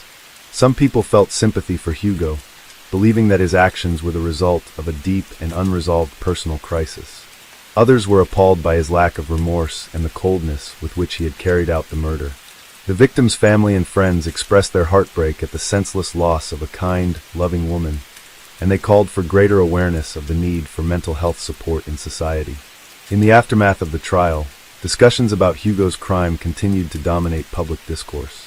Experts debated the role of philosophy and intellectualism in shaping one's worldview, with some arguing that it could provide a useful framework for understanding the world, while others warned that it could lead individuals down dangerous paths if not balanced with a sense of empathy and connection to others.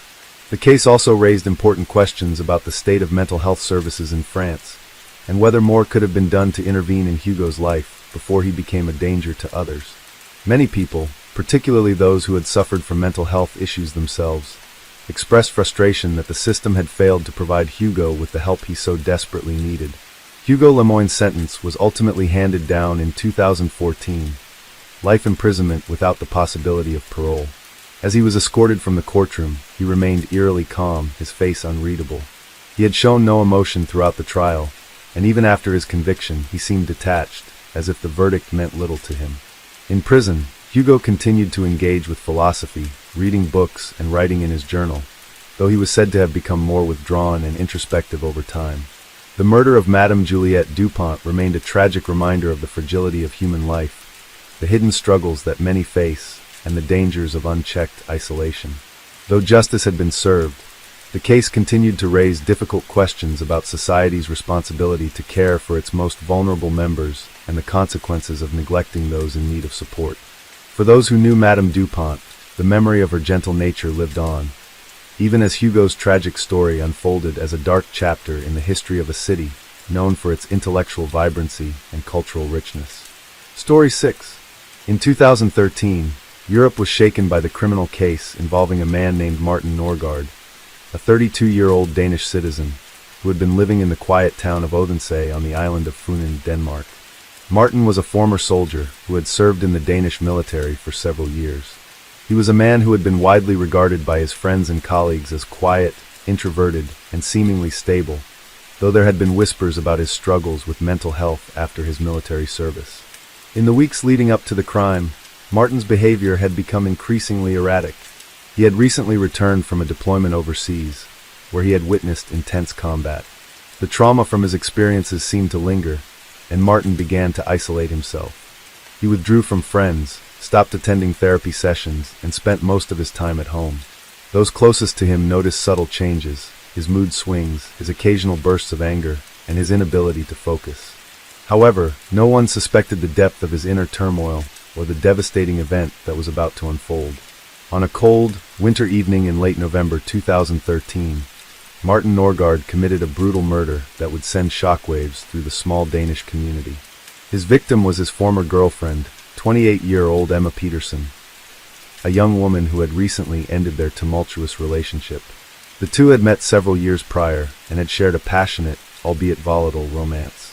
Emma had struggled to reconcile Martin's increasingly unpredictable behavior with the love she once felt for him, and eventually, she decided to end the relationship for good. For Martin, this breakup was the final blow. He had been unable to cope with the loss of Emma, and the emotional pain he felt triggered a violent outburst that would change the course of both their lives. Despite his isolation, Martin had remained fixated on Emma, and he believed that her decision to leave him was a personal rejection, something he couldn't come to terms with. He felt betrayed, humiliated, and abandoned. In his mind, Emma had not just broken up with him. She had taken away the one thing that had given his life meaning, and he was determined to make her feel the same sense of pain and hopelessness that he did. On the night of the murder, Martin showed up unannounced at Emma's apartment. He had been drinking heavily and was in a state of emotional turmoil. He rang the doorbell multiple times, but Emma, who had been warned by friends about Martin's erratic behavior, refused to let him in. Martin's pleas grew louder, his frustration mounting with each passing moment. He demanded to see her, to talk to her one last time, but Emma remained firm in her decision to end the relationship. In his rage, Martin broke into the apartment. What followed was a confrontation that turned violent. Emma screamed for help as Martin, in a fit of fury, attacked her.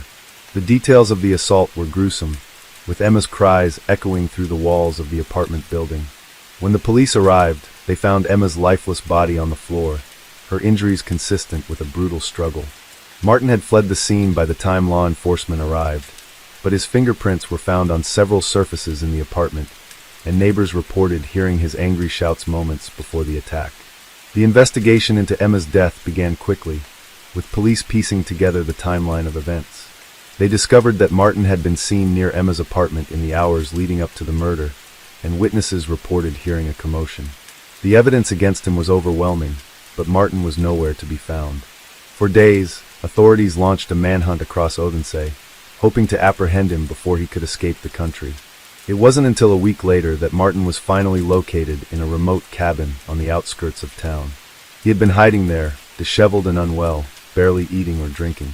When he was arrested, Martin was in a state of shock, his eyes vacant and distant. He was immediately taken into custody and charged with first-degree murder. As he was questioned by the police, he remained silent, offering no explanation for his actions. It was clear that his emotional and mental state had been severely compromised, but whether or not this would be enough to mitigate his responsibility for the murder was yet to be determined. As the case unfolded, it became clear that Martin's time in the military had left deep psychological scars. Those who knew him during his service described him as a model soldier, someone who was disciplined and strong, but who had struggled to adjust to civilian life after returning from deployment. He had been diagnosed with post-traumatic stress disorder, PTSD, after witnessing several traumatic events during his service, but he had been reluctant to seek help. His struggles with mental health had worsened over time, and many felt that the military, despite recognizing his condition, had not done enough to address it. The relationship between Martin and Emma had always been troubled, but it had become increasingly unstable after his return from deployment.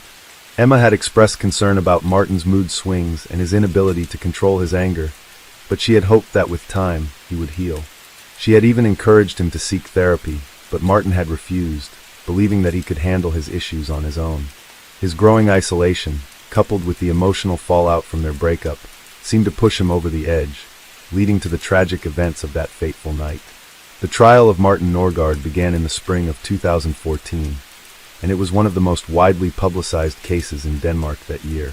Martin's defense team argued that his actions had been influenced by his untreated PTSD, which had led to a temporary loss of control over his emotions and impulses. They contended that Martin had not intended to kill Emma, but rather, his violent outburst had been a result of his deteriorating mental state. The prosecution, on the other hand, emphasized the premeditation involved in the crime. They noted that Martin had planned the attack and had been obsessively focused on Emma, even after their breakup. His decision to show up at her apartment uninvited, despite her clear intentions to end the relationship, was seen as a deliberate act of coercion and intimidation. The prosecution argued that Martin had been fully aware of his actions, and that the murder was not a momentary lapse in judgment, but rather the result of a dangerous and escalating pattern of behavior. As the trial progressed, the court heard from several experts in psychology and military trauma, who testified about the effects of PTSD on individuals and the potential for violent outbursts. Some witnesses described Martin as a victim of a system that had failed to provide him with the support he needed, while others emphasized the responsibility he bore for his actions, regardless of his mental health struggles. The jury deliberated for several days before reaching a verdict. In the end, Martin Norgard was convicted of second-degree murder and sentenced to 20 years in prison. The verdict was met with mixed reactions. Some felt that the sentence was too lenient, given the brutal nature of the crime, while others believed that Martin's mental health issues should have been given more consideration. For Emma's family and friends, the conviction did little to ease the pain of losing a loved one. They described her as a bright and compassionate woman who had so much life ahead of her, and they felt that her death could have been prevented if only Martin had received the help he needed. In the years that followed, Martin Norgard remained in prison, undergoing therapy and treatment for his PTSD. While many believed that his actions were the result of a deep psychological crisis, others remained unconvinced, feeling that the murder had been the result of a man's inability to cope with rejection and emotional pain. The case highlighted the complex intersection of mental health, trauma, and violence, and it sparked ongoing debates about the adequacy of support systems for veterans and individuals with PTSD. As the investigation into Emma's death unfolded, the more the authorities and the public learned about Martin Norgard, the more disturbing the picture became. His life, which had once seemed to follow a predictable trajectory, was now shrouded in a pattern of troubling behavior that only became apparent after the murder. For those who had known him before, it was difficult to reconcile the quiet, reserved man they once admired with the violent killer who had taken Emma's life. The question lingered: how had he descended so deeply into emotional turmoil? And was there any way to have prevented the tragedy? The police began to piece together Martin's past, uncovering the toll that his military service had taken on him. Martin's time in the Danish military had initially appeared to be a period of stability and achievement. He had excelled in his training and had earned the respect of his colleagues. But it was only after his deployment to conflict zones that his demeanor began to change. Witnesses from his time in the military spoke of a man who had once been enthusiastic and driven, but who had gradually become withdrawn, increasingly irritable and emotionally distant. His mental health struggles had started to manifest shortly after his return from overseas. He began to have trouble sleeping, often waking up in a cold sweat from nightmares of combat. His mood would swing erratically, and he found it difficult to engage with others. He also became more prone to anger, and his ability to control his emotions began to deteriorate. At first, Martin tried to cope with these changes on his own, refusing to acknowledge that he needed help. He would brush off concerns from his family and friends, insisting that he was fine and that he just needed time to adjust. But deep inside, he was drowning, and the weight of his experiences in war took a heavy toll on his psyche. Emma, who had been supportive of him during their relationship, had noticed these changes and tried to help. She encouraged Martin to seek therapy, urging him to talk to a professional about his struggles.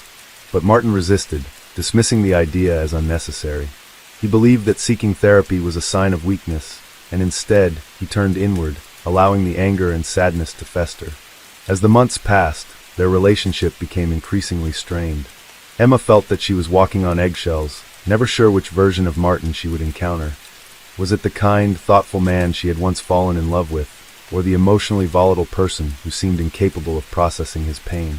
The relationship reached a breaking point when Emma finally made the decision to end it.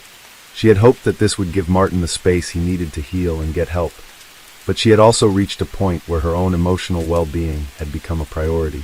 She had spent months trying to support him, but it was clear that her efforts were in vain. Martin, however, was devastated by the breakup. He could not accept her decision and began to fixate on the idea that she had rejected him completely. His emotional instability, combined with the trauma from his military service, created a perfect storm of resentment and rage. He could not understand why Emma was abandoning him, and in his mind, her rejection was a personal affront. The anger he had suppressed for so long was now channeled into a singular obsession, making Emma feel the same level of pain that he was experiencing. Emma had become fearful of Martin's increasingly erratic behavior. She had been receiving late-night phone calls from him, some of which were filled with angry rants, while others were full of desperate pleas for reconciliation. She had told her friends and family that she felt unsafe, and they had urged her to take further precautions. Yet, despite her efforts to distance herself from Martin, he continued to show up at her door, uninvited and unpredictable. On the evening of the murder, Emma had planned to spend the night with a close friend, but Martin's persistence would not allow her to escape. When he arrived at her apartment, he was visibly intoxicated, his eyes wild with emotion. Emma's refusal to let him in only seemed to escalate his anger. His repeated knocking on the door was met with silence, but he refused to give up. Then, in a moment of fury, Martin smashed a window to gain entry. His mind was clouded with rage, his vision narrowed by the belief that Emma was his only source of relief from the pain of his shattered life. It was then that the situation spiraled into violence. The ensuing confrontation was both tragic and horrifying. The neighbors who lived in the building recalled hearing the sounds of shouting and crashing furniture as the altercation intensified. One neighbor later testified that they had heard Emma's terrified screams for help, but by the time they reached her apartment, it was too late. They could not have known just how horrific the scene would be when they opened the door. By the time the police arrived at the scene, Martin had fled, leaving behind only the bloody aftermath of his crime. The evidence was irrefutable. Emma had been brutally assaulted, her injuries suggesting a violent struggle for her life. The authorities immediately launched an investigation, but they knew that their prime suspect was Martin Norgard, as he had been seen leaving the building just moments after the attack.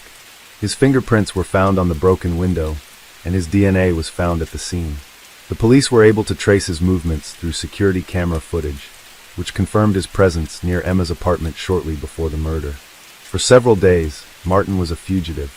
His whereabouts were unknown, and authorities feared that he might attempt to flee the country. As the days wore on, police intensified their search.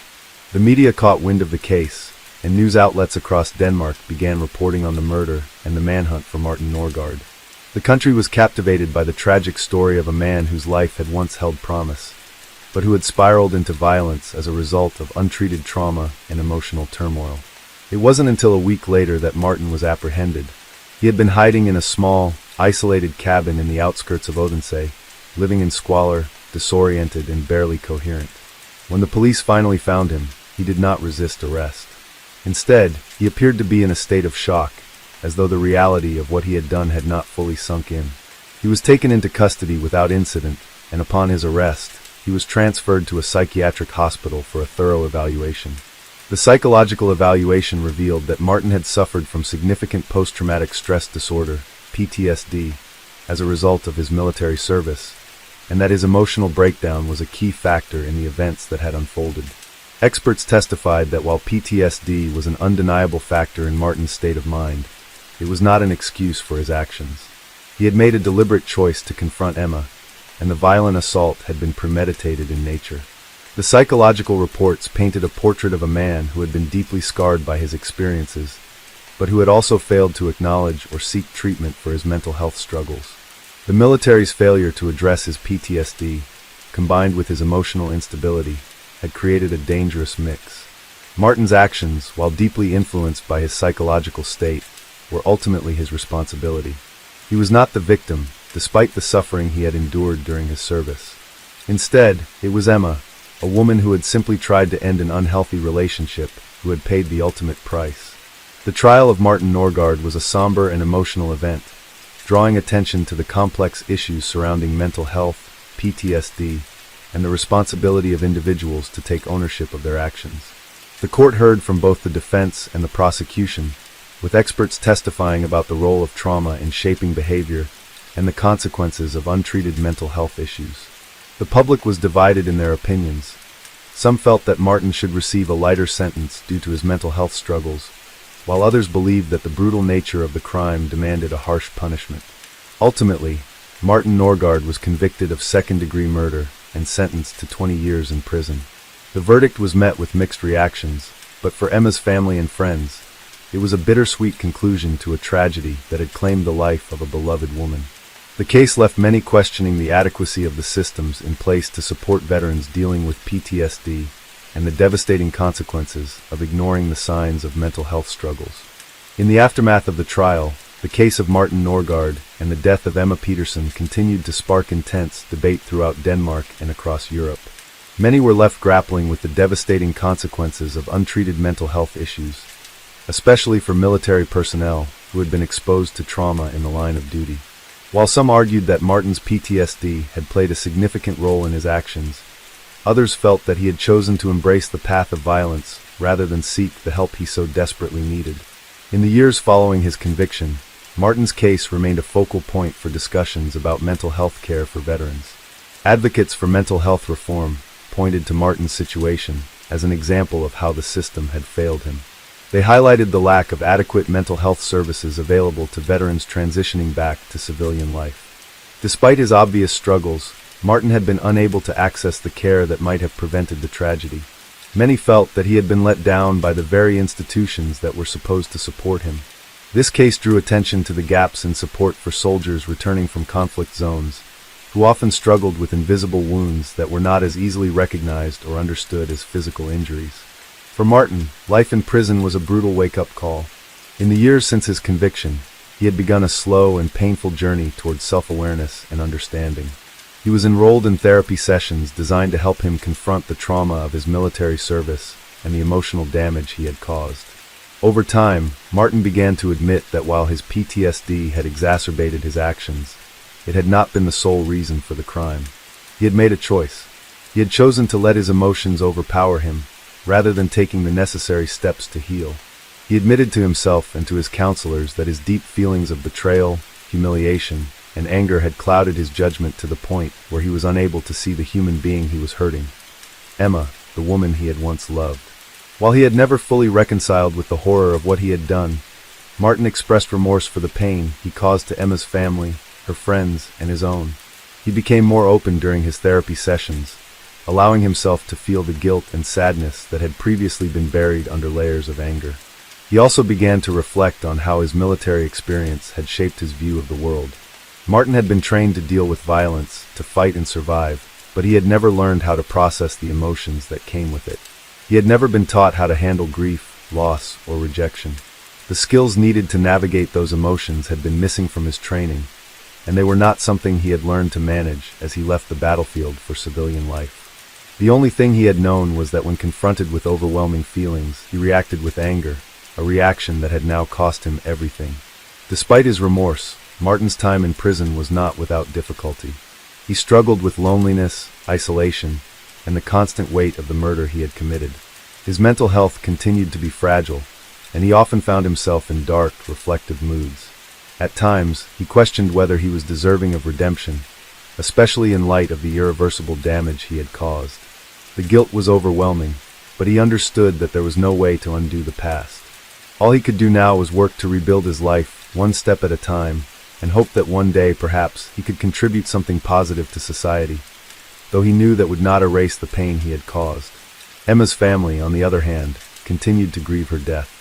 Her parents, who had hoped for a future with their daughter, were left with an emptiness that could never be filled. Emma had been a bright and promising young woman, full of potential. She had dreams, plans, and a future ahead of her, but Martin's actions had robbed her of that. They never got the closure they needed, never received an explanation that made sense to them. They were left with the haunting question of how someone they had known, someone they had trusted, could become capable of such violence. In the years after her death, Emma's family kept her memory alive, sharing stories about her, celebrating her accomplishments, and mourning the life she should have had. The case also had an enduring impact on Denmark's broader community. It led to significant conversations about how society could better support individuals grappling with the psychological aftermath of war. In the wake of the tragedy, a coalition of mental health advocates pushed for expanded resources for veterans and better access to psychological support for those returning from conflict zones. The Danish military began to re-evaluate its protocols for mental health assessments, and several initiatives were launched to address the needs of soldiers suffering from PTSD and other related conditions. Yet, despite these efforts, the challenges continued. Many veterans still found themselves without adequate care, and the stigma surrounding mental health issues remained a barrier to seeking help. The cultural expectations that soldiers should remain tough, stoic, and unyielding in the face of adversity made it difficult for many to acknowledge the mental toll their experiences had taken. Some soldiers continued to view therapy and counseling as weaknesses rather than necessary tools for healing. Meanwhile, the public outcry over Martin's actions had subsided, but the pain of his crime remained fresh for those who had been personally affected. Emma's friends, who had stood by her during her relationship with Martin, struggled to understand how they had missed the signs of his emotional instability. They blamed themselves for not doing more to intervene, even though they had tried to help her. They had urged Emma to end the relationship, but they hadn't known the full extent of Martin's behavior or the extent of his emotional breakdown. They were left with an overwhelming sense of guilt, even though they had done their best to protect their friend. Despite all the pain, the case left behind a legacy that transcended the tragedy itself. It served as a painful but necessary reminder of the impact of untreated mental illness and the importance of providing support to those who are struggling. It underscored the need for greater awareness about PTSD and its potential consequences, especially for those who had served in military conflicts. And it highlighted the need for a system that was better equipped to address mental health issues, not just during active duty, but also after service when the scars of war remained long after the battles had ended. As the years passed, Martin's story became one of caution, a chilling reminder that the invisible wounds of war can have devastating effects if left unchecked. While the court had made its decision, the questions about responsibility, mental health, and forgiveness would continue to linger in the minds of many, forcing society to look more deeply at how it can prevent such tragedies from happening again. Story 7. In 2014, Australia was shaken by the brutal murder of a young woman named Sarah Collins. The perpetrator, Matthew Smith, was a 32-year-old man with a dark history of substance abuse and violent outbursts. At the time of the crime, he had been living in Melbourne and had become known among his friends and family for his increasingly erratic behavior. Matthew had a history of mental health issues, but his struggles with addiction and anger management were far more public. Despite his issues, he had somehow managed to maintain a semblance of normalcy, holding down a job as a carpenter, though his personal life was in turmoil. Matthew's relationship with Sarah was turbulent from the start. They had met a year prior at a mutual friend's party, and what had seemed like a promising connection quickly devolved into something unhealthy. Sarah, a 26-year-old university student studying sociology, had been drawn to Matthew's charm and ruggedness, but she had no idea of the dark side that lay beneath his exterior. Matthew, on the other hand, was captivated by Sarah's intelligence and beauty, but found himself unable to cope with his own insecurities and emotional instability. Their relationship was marked by emotional manipulation, controlling behavior, and at times physical altercations. It wasn't long before Sarah began to realize that Matthew's behavior was becoming more erratic. His struggles with alcohol and drugs seemed to escalate, and he became possessive, jealous, and prone to fits of rage. Although Matthew had occasionally sought help for his addiction, he rarely stuck with treatment, believing that his issues could be handled on his own. He was convinced that his problems were everyone else's fault, especially Sarah's. Over time, his accusations grew more frequent, and Sarah found herself walking on eggshells, afraid of setting him off. Despite this, Sarah didn't immediately end the relationship. She believed that she could help him, that love and patience could heal him. But as the months went on, Matthew's behavior became increasingly toxic, and the emotional and physical abuse grew harder to ignore. He began showing up uninvited to Sarah's apartment, insisting on knowing where she was at all times. He would argue with her over trivial things, and sometimes the arguments would escalate into shouting matches, with Matthew lashing out physically. It was clear to Sarah that Matthew's volatile emotions were spiraling, but she remained hopeful that he would eventually get better. On the night of April 12, 2014, their relationship came to a tragic end. Matthew had shown up at Sarah's apartment unannounced, intoxicated and furious over something she had said to one of her friends earlier in the day. He believed that Sarah had been speaking ill of him behind his back, though there was no evidence to support this claim. The argument began with yelling and quickly escalated when Matthew became physically aggressive. Sarah, who had tried to de-escalate the situation, found herself trapped in a violent confrontation. Matthew, in his rage, grabbed a kitchen knife and, in a moment of blind fury, stabbed Sarah multiple times. The attack was brutal and merciless. Sarah had tried to defend herself, but Matthew overpowered her, and within minutes, her life was taken. Neighbors reported hearing the sounds of a violent struggle and Sarah's cries for help, but by the time they reached her apartment, it was too late. Matthew fled the scene shortly after the attack, leaving Sarah to die alone in the apartment. The police arrived soon after receiving a frantic 911 call from a neighbor, but they found only a lifeless Sarah and a trail of blood leading toward the door. The authorities immediately suspected Matthew was involved, as he had been known to have a violent temper, and Sarah had confided in her friends about his increasingly erratic behavior. But when they went to question him, he was nowhere to be found. The manhunt for Matthew Smith began almost immediately. His family, however, was not shocked by his involvement in the murder. They had seen the signs of Matthew's mental and emotional deterioration for years, but despite their best efforts, they had been unable to intervene.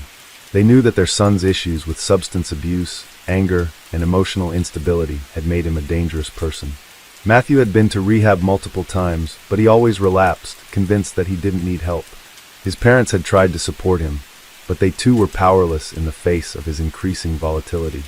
The police began their search for Matthew, reaching out to his friends, family, and acquaintances to piece together his whereabouts. They soon learned that he had been spotted leaving Melbourne in the hours after the murder, heading north toward New South Wales. Authorities warned local police forces in the surrounding areas, and a nationwide search for Matthew was initiated.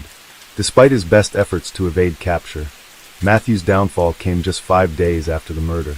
A tip from a concerned citizen led the police to a small, remote cabin in the countryside of New South Wales, where Matthew had been hiding out. He was arrested without incident, though he showed no signs of remorse for the crime he had committed. In fact, when questioned by authorities, he seemed detached, as though the brutal murder of Sarah had not fully registered in his mind. The police soon discovered that Matthew had been carrying the knife he used to kill Sarah when they found him. He had wrapped it in a cloth and placed it inside his backpack, a chilling reminder of the violence he had unleashed. It was clear that Matthew had not planned the murder, but his overwhelming emotions had driven him to act impulsively. His past struggles with anger, addiction, and emotional instability had ultimately led him down a path of irreversible destruction. When the case went to trial, the courtroom was filled with a mix of anger, sadness, and disbelief. The prosecution presented a compelling case, detailing Matthew's violent tendencies, his history of abuse, and the tragic events that had unfolded on the night of Sarah's death. They argued that his actions were not the result of a single moment of rage, but rather the culmination of years of unchecked emotional turmoil. The defense, however, attempted to argue that Matthew had not been in control of his actions due to his mental health issues and substance abuse. They pointed to his history of trauma, addiction, and psychological instability, suggesting that these factors had contributed to his violent outburst. But for Sarah's family and friends, there was no justification for what had happened. They had lost someone they loved dearly, someone with so much potential, in a senseless and violent act. They had watched as Sarah tried to make things work with a man who had never truly valued her, and they had witnessed the gradual erosion of her spirit under the weight of Matthew's abusive behavior. They were left with a deep sense of grief, anger, and helplessness. In the end, the jury convicted Matthew Smith of second-degree murder, citing his history of violent behavior and the sheer brutality of the attack. He was sentenced to 20 years in prison, though the damage had already been done. No amount of punishment could bring Sarah back, and no sentence could undo the suffering of those who loved her. For Sarah's family, the pain would never truly go away. They were left with the haunting memory of a young woman whose life had been cut short, a tragic victim of a man who had never learned how to manage his emotions, and who had never sought the help he so desperately needed. The trial of Matthew Smith became a national sensation in Australia, as it underscored a much larger issue within society: how addiction, mental health struggles, and domestic violence are often interlinked, and how society tends to overlook the deep-rooted causes until it is too late. Throughout the trial, experts in psychology, mental health, and addiction testified about Matthew's behavior, but nothing could diminish the horror of what had taken place that night. Matthew had been in and out of rehabilitation centers for several years before meeting Sarah. His parents had long worried about their son's ability to control his destructive urges, but they often felt powerless against his stubborn refusal to acknowledge the extent of his problems. While his emotional volatility was well known among his family and friends, no one had ever imagined that it would culminate in murder. But as his behavior worsened, it became clear that Sarah was in danger. She had tried to reach out for help on several occasions, confiding in her closest friends about the constant fear she felt when she was around Matthew. Her friends recalled that she had often said she was worried about the man she loved, but each time she attempted to break things off, Matthew would beg her to stay, promising he would change. She believed that, somehow, love could heal him. However, those close to her knew that Matthew's promises were hollow. They had seen Sarah try, over and over again, to navigate the storm of his emotional and psychological needs, hoping that she could somehow bring stability to his chaotic world. She tried to be patient, understanding, and supportive, but her friends noticed how the bright, independent woman they had known seemed to fade, gradually losing the light in her eyes. She became withdrawn, exhausted, and often anxious, afraid of what would come next. It wasn't just the verbal abuse, but the emotional manipulation that wore her down. In the months before the murder, Sarah had begun to isolate herself from friends and family. She was too ashamed to admit the depth of the problems in her relationship with Matthew. She didn't want to be seen as weak or incapable, so she kept her pain to herself. The night Matthew murdered Sarah was the culmination of months of emotional and psychological abuse. The prosecution was adamant that Matthew's mental state, exacerbated by his addiction, was not an excuse for his actions, but merely a contributing factor. The key issue that they highlighted was that Matthew's violence had been a pattern, one that had escalated over time. Although Sarah had not been the first woman in Matthew's life to experience his temper, she was the one who paid the ultimate price.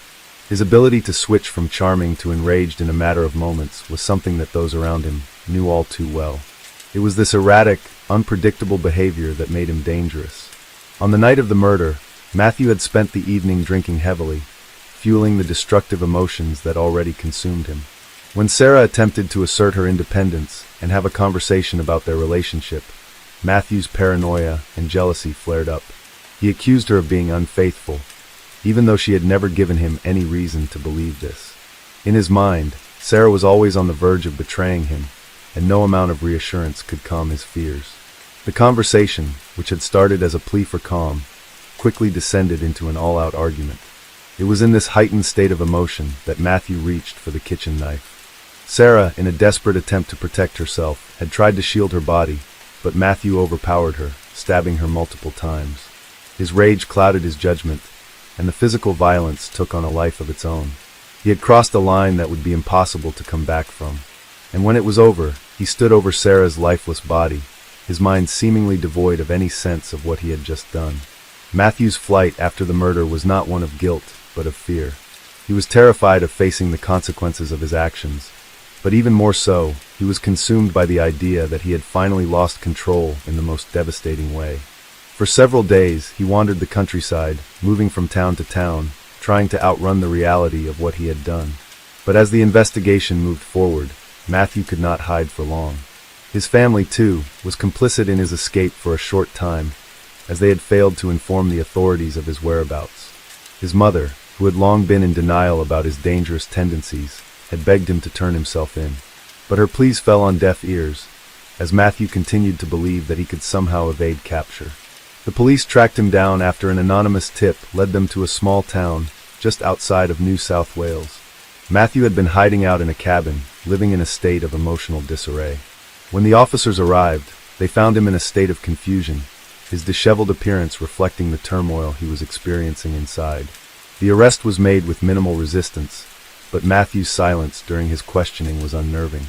He seemed detached, almost as if he had resigned himself to his fate. His lack of remorse was apparent in his initial statements to police. He denied any premeditation, claiming that the attack had been an accident, a result of his emotional instability and alcohol consumption. He seemed to downplay the severity of the situation, calling it a moment of rage, rather than a conscious act of murder. However, as the investigation continued, more of Matthew's dark past came to light. He had a history of domestic violence, having been involved in at least 2 previous violent relationships. In both cases, his partners had suffered at his hands, but they had either remained silent or had been too afraid to speak out. It became increasingly clear that Matthew's mental state and substance abuse had contributed to his violent behavior, but it was not an excuse. His history of abuse and untreated psychological issues had been a ticking time bomb, and Sarah had unfortunately been the one to set it off. The court would soon be faced with a difficult decision: how to punish a man who was clearly struggling with his inner demons, but had also committed an unforgivable crime. For Sarah's family, the pain of losing their daughter was insurmountable. Her parents spoke to the press, urging others to recognize the signs of abuse and to take action before it's too late.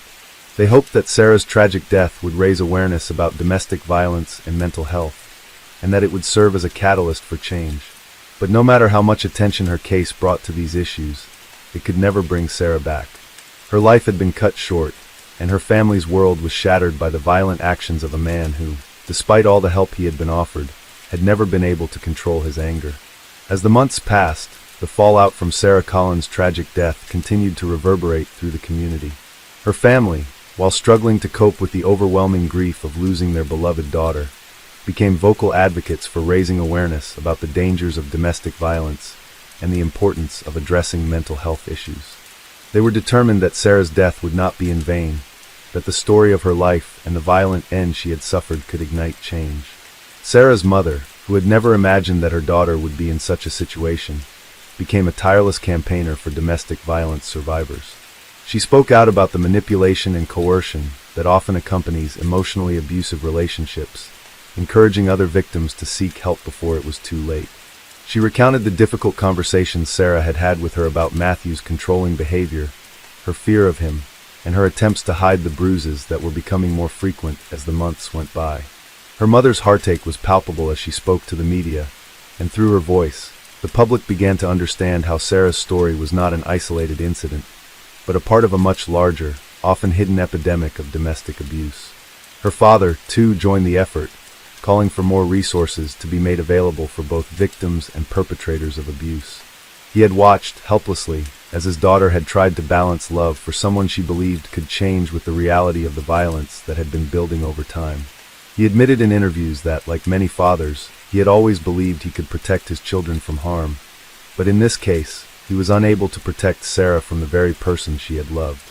He spoke of the pain that came with knowing that his daughter had feared for her safety in her final days, that she had been trapped in a relationship that had slowly consumed her. While the family's advocacy work continued to bring attention to the issues of abuse and mental health, Matthew Smith's trial unfolded in the courtroom. The prosecution painted a grim picture of a man who had not just killed out of a momentary rage, but whose actions had been the result of long-standing issues. His history of violence, combined with his inability to control his impulses, had made him a ticking time bomb. The prosecutor argued that Matthew's mental health struggles, while real, did not absolve him of responsibility for taking another human life. They emphasized the brutal nature of the crime. Sarah had been stabbed repeatedly, with no chance to escape her attacker. They argued that Matthew had been in full control of his actions when he murdered Sarah, even if his judgment had been clouded by his addiction and anger. The defense, however, presented a different narrative. They painted Matthew as a man who had struggled for years with his inner demons, a victim of his own circumstances.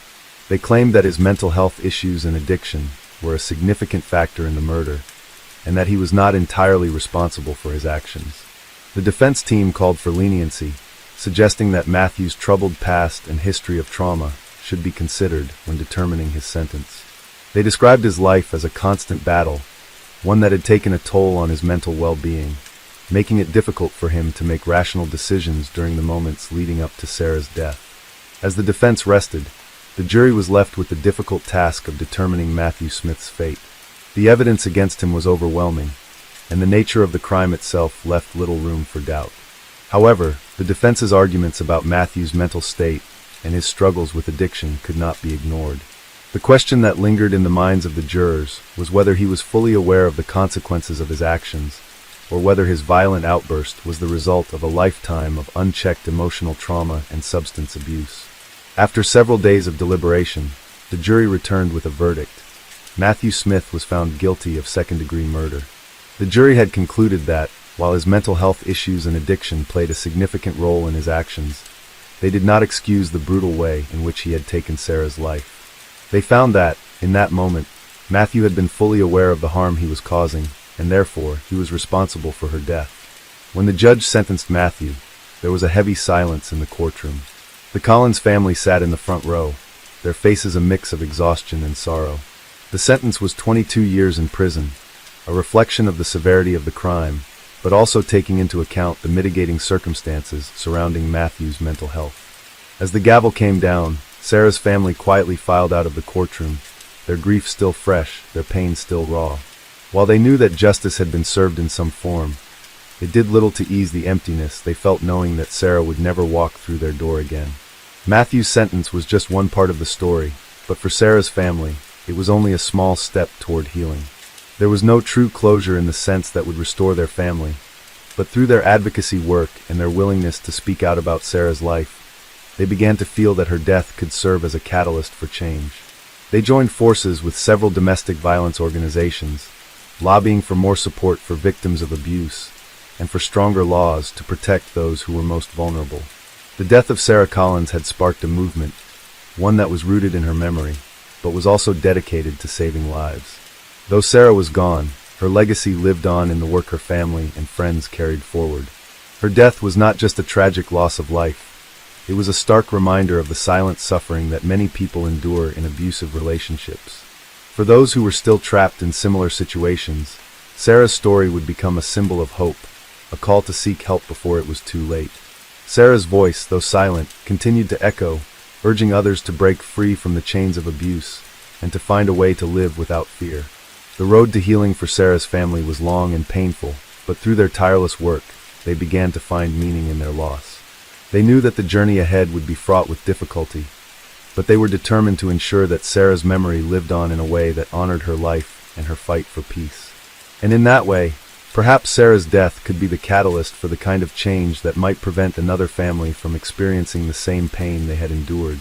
Story 8. In 2014, Australia witnessed a horrifying case that shocked the nation, one that would go down in criminal history for its chilling brutality and the tragic loss of life. The case revolved around a man named Jack Miller, a 29-year-old former boxer who had been struggling with depression, substance abuse, and a violent past. His history of abuse and rage had been known to those closest to him, but no one ever thought it would escalate to the unthinkable. Jack grew up in a rough neighborhood in Melbourne, where violence was often the answer to every problem. Raised in a broken home with an absentee father and a mother who battled her own demons, Jack learned from a young age to fend for himself. His anger issues began early, often manifested through fights with classmates, and as he grew older, they turned into a destructive force that shaped his adult life. Jack's violent tendencies were well known in the boxing gym, where he quickly gained a reputation for being ruthless and unpredictable. His raw talent made him a feared competitor in the ring, but outside of it, his temper was just as volatile. His downfall came not in the boxing ring, but in the streets of Melbourne. At 29, Jack was battling depression and had become heavily addicted to drugs and alcohol. These addictions, combined with his unresolved emotional trauma, created a volatile mix that was impossible for those around him to manage. Despite his promising boxing career, he had failed to find stability, losing sponsorship deals and falling deeper into his destructive lifestyle. His relationships had all but crumbled, and his friends and family had long been concerned for his well-being. In the weeks leading up to the tragedy, Jack had been in and out of rehab multiple times, but each stint was short-lived, and his addiction always pulled him back into the depths of despair. He had a volatile relationship with his girlfriend, Claire Johnson, a 26-year-old nurse who had been trying to help him for months. Claire had fallen in love with Jack, believing that he could turn his life around. She saw the potential in him, even when others had written him off. However, Jack's instability and bouts of rage were becoming harder for Claire to ignore. Jack's violent outbursts were no longer isolated incidents, but a regular pattern that was escalating. He would often lash out at Claire in moments of jealousy, rage, or insecurity. He accused her of cheating on him, even though she had never given him any reason to doubt her. The constant turmoil in their relationship had taken a toll on Claire, who was starting to realize that she might never be able to save Jack from himself. Friends of Claire, who had witnessed the deterioration of her once bright personality into one of exhaustion and fear, pleaded with her to leave him. But Claire remained hopeful, still holding on to the belief that Jack could change, that love could be the catalyst for his recovery. That belief would be tested in the worst possible way on one fateful evening in late 2014. Jack had been drinking heavily and using methamphetamine when he returned to their apartment after a heated argument earlier that day. Claire, tired of the constant emotional roller coaster, had been thinking about ending their relationship for good. She had spent the evening at a friend's house, attempting to clear her mind. When she returned home later that night, she found Jack in a manic state, raving about perceived betrayals and his feeling of being trapped in his own skin.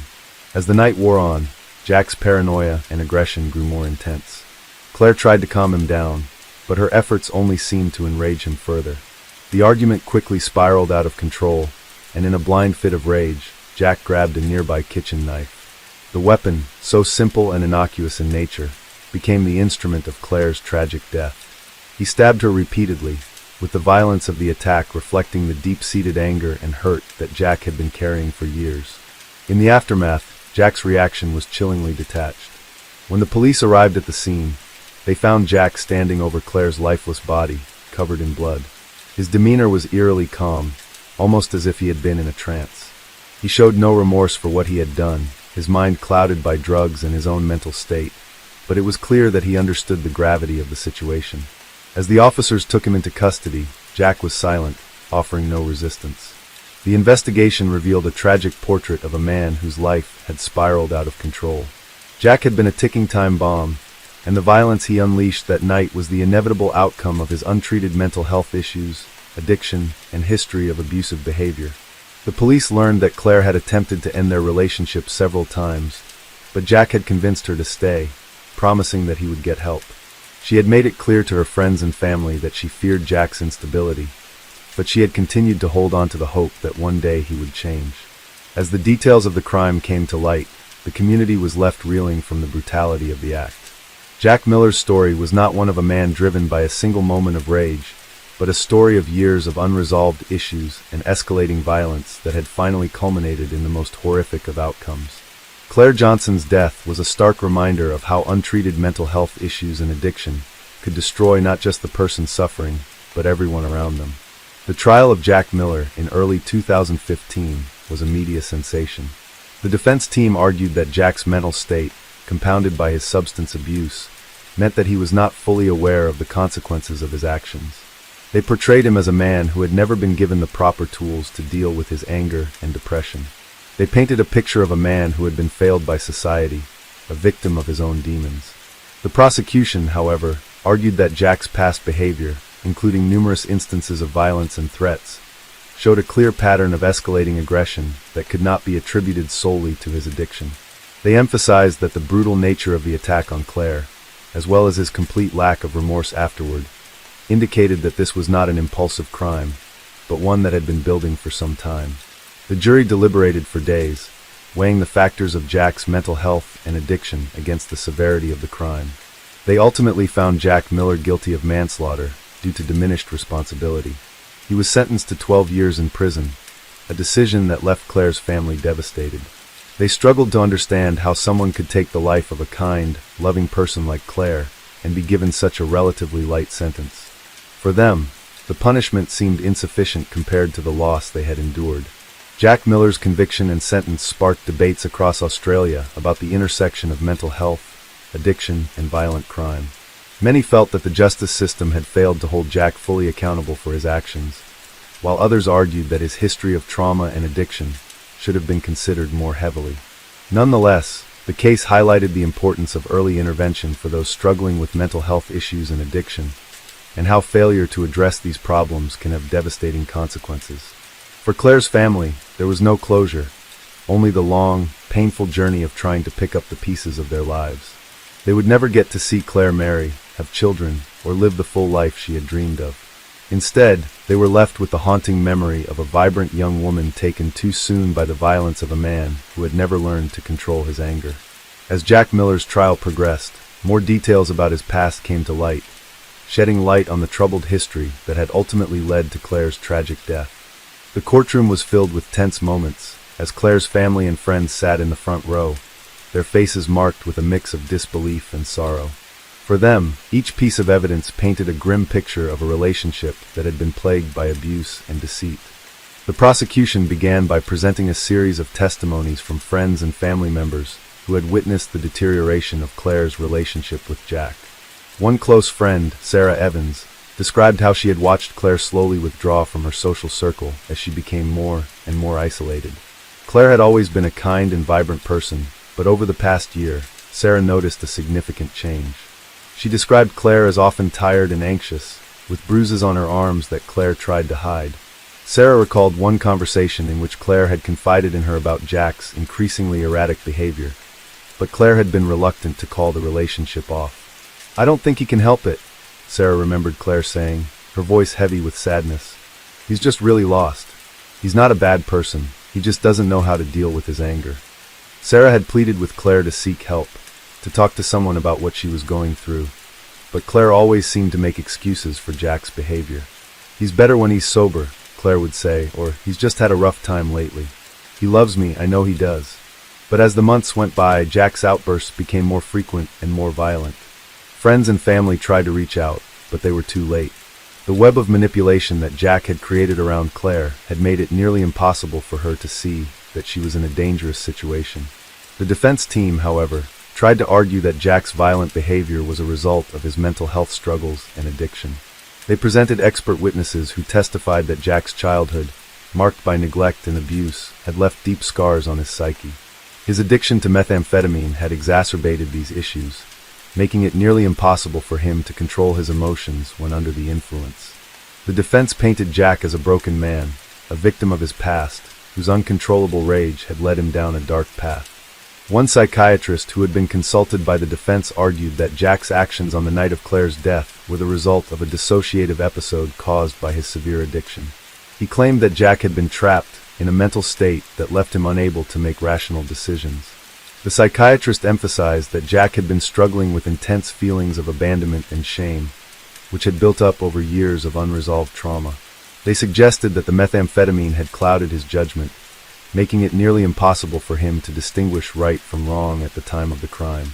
They recommended that Jack receive treatment for his mental health issues and addiction, and that he should be given a chance to rehabilitate himself. In contrast, the prosecution argued that while Jack's mental health issues and addiction were real, they did not excuse the brutal murder of Claire. They painted a different picture of Jack, a man who had used his past as an excuse for his violent tendencies, a man who had allowed his addiction to rule his life. They pointed to the severity of the attack, emphasizing that Jack's multiple stabs to Claire's chest and abdomen were not the actions of a man who had lost control, in a fleeting moment of anger. They argued that Jack had been fully aware of the consequences of his actions, and that he had consciously made the decision to kill. The prosecutor's final argument was a plea for justice for Claire, whose life had been stolen by someone who had shown no remorse for what he had done. They reminded the jury that, despite Jack's troubled past, Claire had never deserved to die in such a brutal and senseless way. She was a kind, loving woman who believed in the good in people, even when they didn't deserve it, the prosecutor said. And she didn't deserve to die at the hands of the man she loved. Jack Miller's actions cannot be justified by his mental health struggles or his addiction. He made a choice that night, and he must be held accountable for that choice. Meanwhile, the defense held firm in their belief that Jack was a product of his environment, and that his violent tendencies were a result of years of abuse and neglect. They argued that Jack had not acted out of malice or premeditation, but rather out of an overwhelming sense of emotional turmoil and confusion. They highlighted the fact that Jack had been trying, in his own way, to overcome his issues. He had sought treatment for his addiction and had been attending therapy before the tragic incident. The defense suggested that, had Jack been given more support and a better chance to heal, the violence may have never occurred.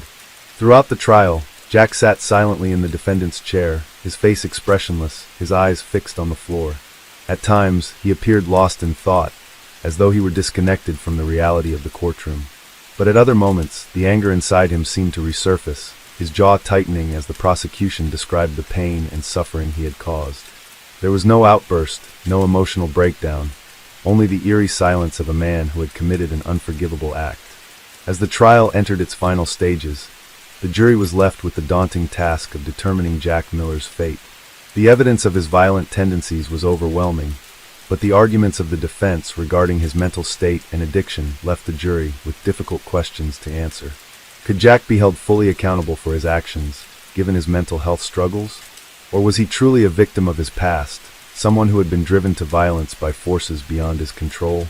The jury deliberated for several days, weighing the evidence, considering the testimonies, and discussing the complex nature of Jack's character.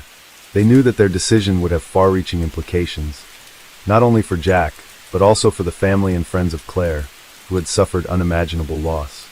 Finally, after much discussion, they reached a verdict. Jack Miller was found guilty of manslaughter. The jury believed that while Jack's mental health issues and addiction played a significant role in the crime, they did not absolve him of responsibility for Claire's death. The sentencing hearing was a somber affair.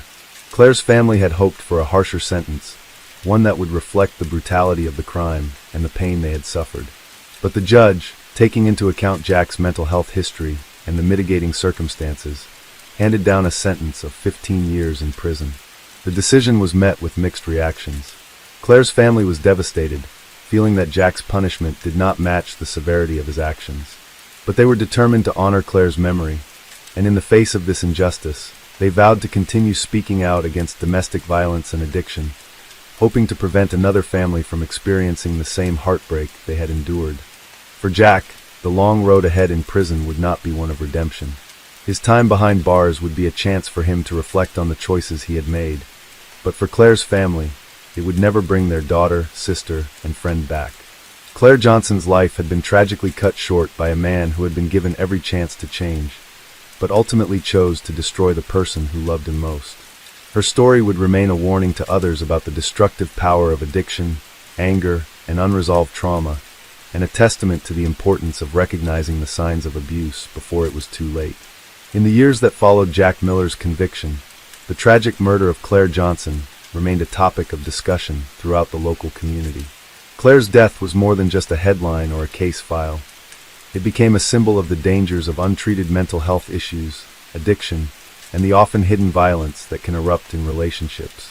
Despite Jack Miller's relatively light sentence, the case sparked widespread debates about how the justice system handled such crimes and whether mental health considerations were being used too liberally to excuse violent acts. Claire's family, meanwhile, worked tirelessly to keep her memory alive. They began speaking out publicly about domestic violence, addiction, and the importance of seeking help for mental health issues. They became active advocates for both victims of domestic abuse and those struggling with addiction, using Claire's story as a cautionary tale. They spoke at schools, community centers, and even on national platforms, hoping to raise awareness about the cycle of violence that had ultimately led to Claire's tragic death. Her mother, Karen Johnson, was particularly vocal about the warning signs that had been present in Jack Miller's behavior long before the night of the murder. Karen would often speak about Claire's increasing isolation, the bruises she had tried to hide, and the many times Claire had confided in her about her fears of Jack's anger. Karen expressed her anger at the system that allowed a man with such a history of violence and untreated mental illness to go unchecked for so long, and she called for better resources for those who needed help before they became a threat to others. However, the journey for Claire's family was anything but easy. Even as they fought for justice and awareness, they were also left grappling with their grief. They had loved Claire deeply, and her sudden and violent loss was something they would never truly recover from. There were days when it felt as though the pain would never end, as though the hole Claire had left in their hearts would never heal. But with each passing year, the family took solace in knowing that Claire's legacy had inspired a movement toward understanding the hidden horrors of domestic abuse and mental health struggles. As for Jack Miller, the years spent in prison did little to change the man he had become. His time behind bars was marked by fits of rage and further displays of violence. He attempted to enroll in rehabilitation programs, but his progress was slow, hindered by his deeply ingrained anger and bitterness. Jack's mental health issues, which had been exacerbated by years of substance abuse, remained a constant challenge. He participated in therapy sessions, but he still showed little remorse for his actions. His remorse seemed more rooted in regret for getting caught than for the life he had taken. In a rare interview with the media years after his conviction, Jack was asked if he felt any guilt for what he had done. His response was telling, "I wasn't myself that night. I wasn't thinking clearly. I wasn't the man I used to be. I was just lost. I can't change what happened. I'll live with that for the rest of my life." There was no acknowledgement of Claire's humanity, no recognition of the pain he had caused her family. It was a response that left many frustrated, especially Claire's family, who had hoped that with time, Jack would come to terms with the devastation he had caused. But the reality was that Jack had never truly taken responsibility for his actions. His mental health issues had been used as an excuse, and while they may have contributed to his violent outburst, they did not absolve him of the choice he made that night. As the years passed, Jack's sentence was reduced due to good behavior, and he became eligible for parole. His supporters, including his defense team, argued that he had made significant strides in dealing with his mental health issues, and they urged the parole board to consider his rehabilitation. However, Claire's family was steadfast in their opposition to Jack's release. They argued that Jack had shown no genuine remorse, and they feared that he would only continue to hurt others once he was free. For them, the idea of Jack walking out of prison after what he had done was unthinkable. When the parole hearing finally arrived, it was another painful chapter in the ongoing trauma that Claire's family had endured. Karen Johnson, now an advocate for domestic violence survivors, addressed the board with unwavering conviction. She spoke of Claire's vibrant spirit, her kindness, and her passion for life, qualities that had been stolen from her by Jack's violence. She reminded the board that Claire had trusted Jack, loved him despite his faults, and had tried so desperately to save him. But in the end, it was Claire who had paid the ultimate price for Jack's failures. "We are here today, still fighting for Claire, because she never had the chance to fight for herself," Karen told the board. "She was taken from us in a way that no one should ever experience. Jack Miller took her future, and now we are left with the pain of knowing we will never see her again." In the end, the parole board decided to deny Jack Miller's request for release. They cited his lack of genuine remorse and the ongoing risk he posed to others as reasons for their decision. For Claire's family, this was a small victory, but it did little to ease the pain of losing her. Jack would remain behind bars, but the wounds Claire's family carried would never fully heal. Claire's story, however, was far from over. Her family's advocacy work grew over the years, and they helped pass several pieces of legislation aimed at improving domestic violence prevention and mental health treatment. They also started a foundation in Claire's name to provide support to victims of domestic abuse and to raise awareness about the connection between addiction and violence. The foundation became a beacon of hope for many, offering resources and support to those who had been through similar experiences. Claire's family found a sense of purpose in their grief, channeling their pain into making a difference in the lives of others. And though they would never see Claire again, they knew that her legacy lived on in the work they were doing. Through their tireless efforts, they honored Claire's memory and ensured that her tragic death would not be in vain. For Jack Miller, the years spent behind bars would serve as a reminder of the life he had destroyed. Whether or not he ever truly understood the magnitude of his actions, his crime would never be forgotten. And as the years continued to pass, the case of Jack Miller and Claire Johnson served as a somber reminder of the dangers of untreated mental illness, addiction, and the dark reality of domestic violence. The cycle of abuse may have been broken for some, but for others, the scars left behind would never fade. Story 9. In 2014, the city of San Diego was rocked by a chilling and violent crime that would leave the community reeling for years. The perpetrator was a 26-year-old man named Travis Cooper, a quiet, seemingly unremarkable individual who had recently been discharged from the military after serving overseas. Friends and family described Travis as a person who had always kept to himself, never quite fitting in, but generally well-mannered. He had no known history of violence, and he had no criminal record prior to the events that would forever change his life and the lives of those around him.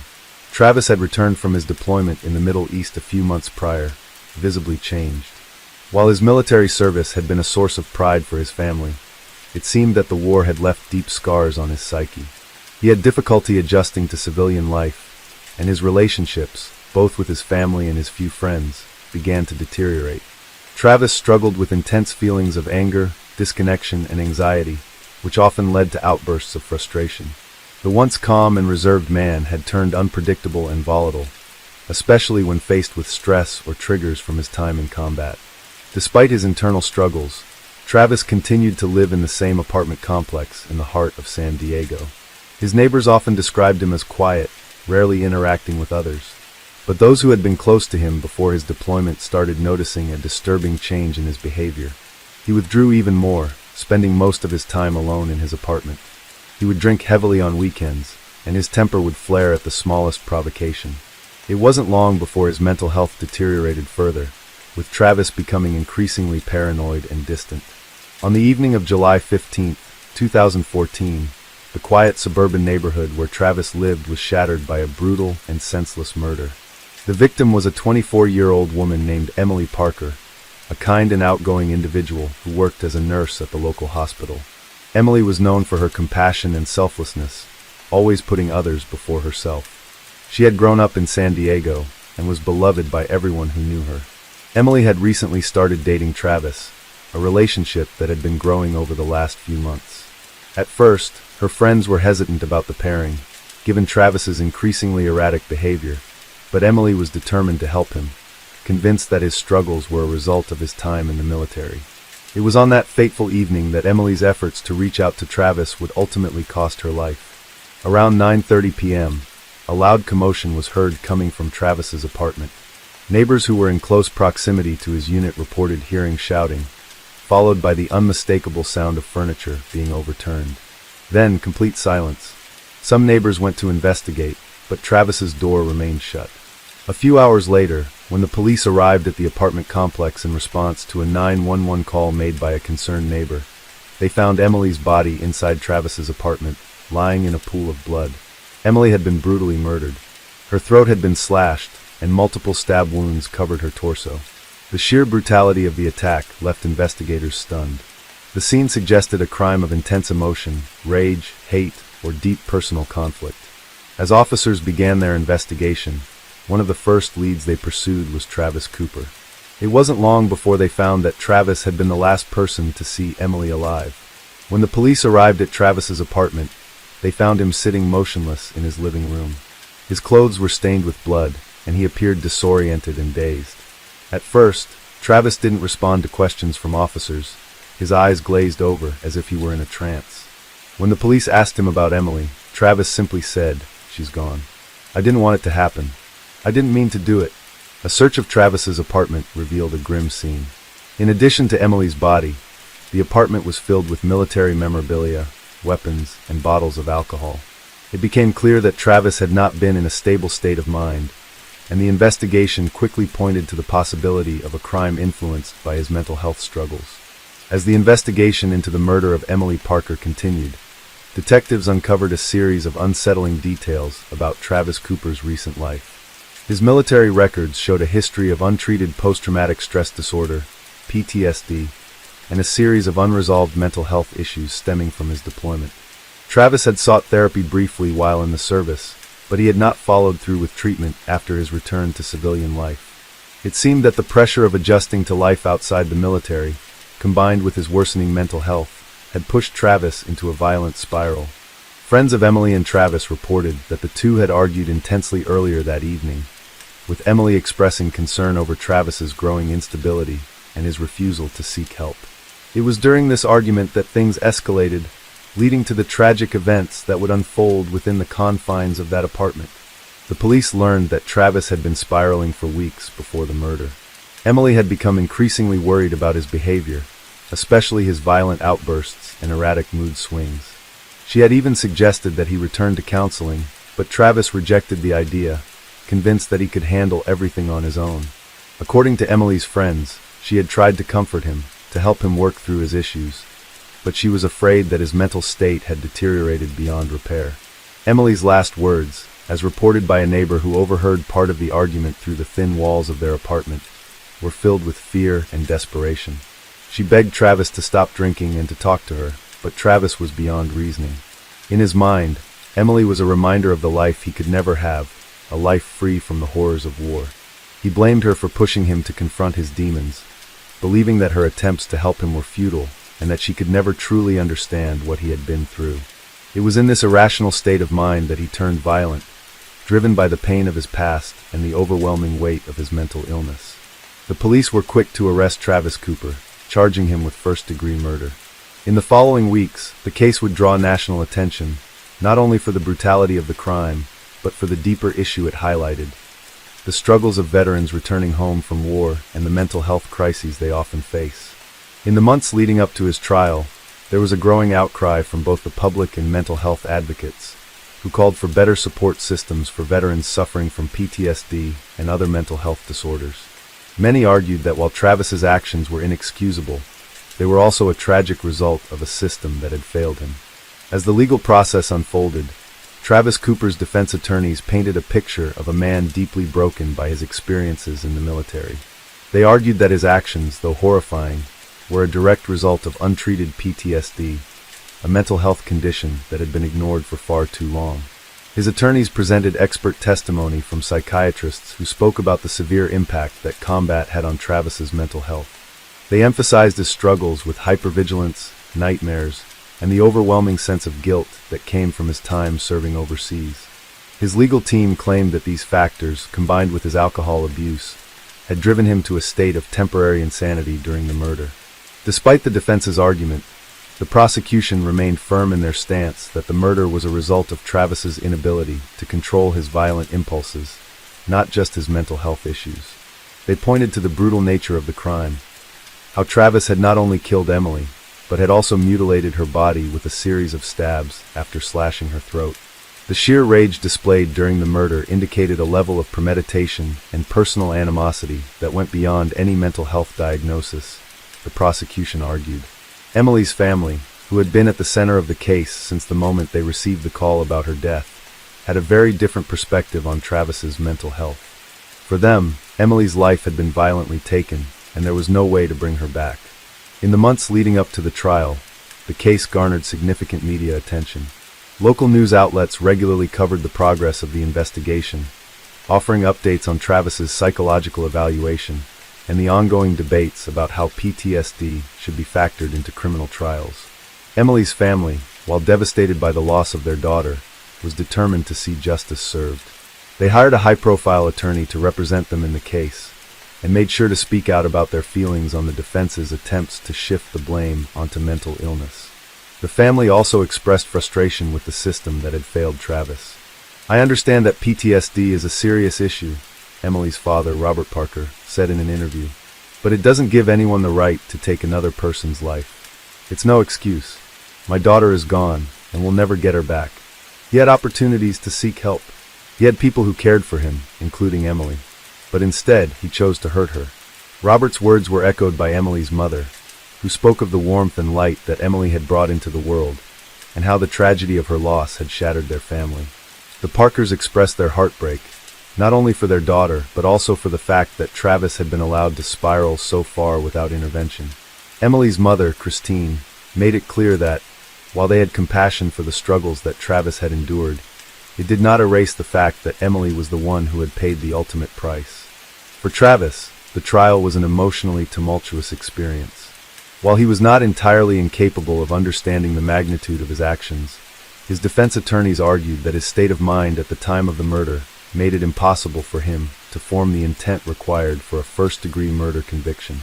The trial became a tug-of-war between his mental health struggles and the horrific nature of his crime. As the prosecution painted Travis as a man who had carefully planned and executed the murder in a fit of jealousy and rage, the defense focused on his broken mind, torn apart by the horrors of war and exacerbated by his alcohol addiction. Despite the defense's best efforts, the jury found Travis Cooper guilty of second-degree murder. It was a conviction that the Parkers felt was a bittersweet victory. They were relieved that Travis would spend time in prison for his actions, but no amount of justice could bring Emily back. The verdict, however, was a clear message to the public. Mental illness could not be used as a free pass for violence. Travis was sentenced to 30 years in prison, a sentence that reflected the severity of his crime, even as it acknowledged the deep issues that had contributed to his actions. During the sentencing, Travis spoke briefly to the court. His words were filled with remorse, though they lacked the emotional depth that many had hoped to hear. "I can never take back what I did," he said, his voice shaky. "I never wanted to hurt her. I loved her, and I'm so sorry for what I did.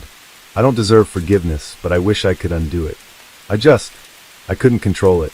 I'm sorry." His words were met with a mix of reactions. Emily's family, still reeling from their loss, struggled to find peace in his apology. For them, no words could change the fact that Emily was gone, nor could they heal the scars that Travis had left behind. In the years that followed, the case remained a powerful example of the deep connection between mental health, trauma, and violence. It sparked debates not only about PTSD and its effects on veterans, but also about the broader issue of how mental illness intersects with criminal behavior.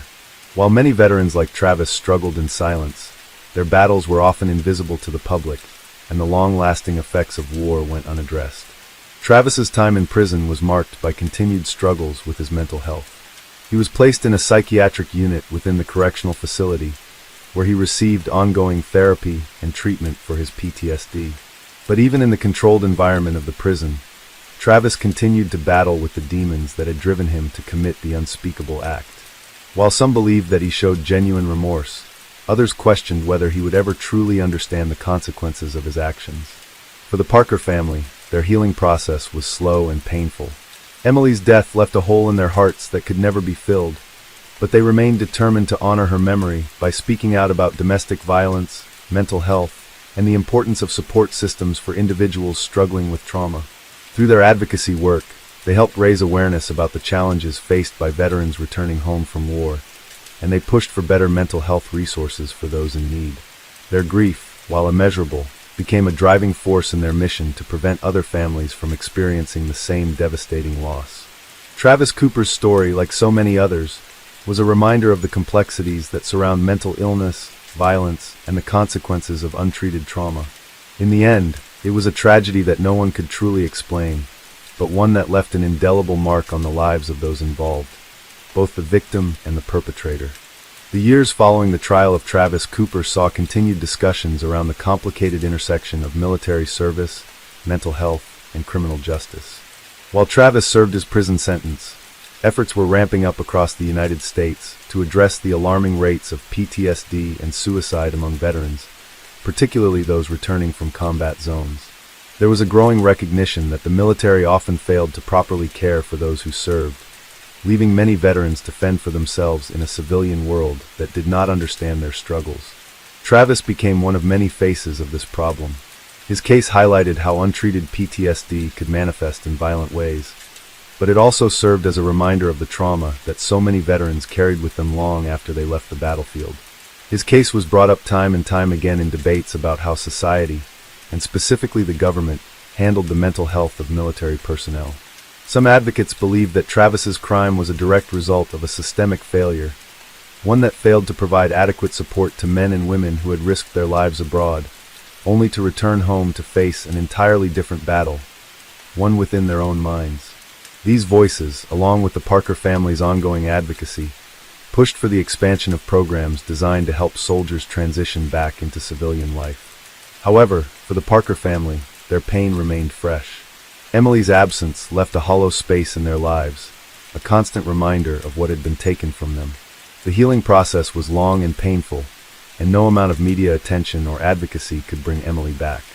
They continued to remember their daughter not as a victim, but as a vibrant, caring person who had always tried to help others, even when she could not help herself. Emily's parents, Robert and Christine, attended support groups for families who had lost loved ones to violence, where they spoke openly about their daughter's murder.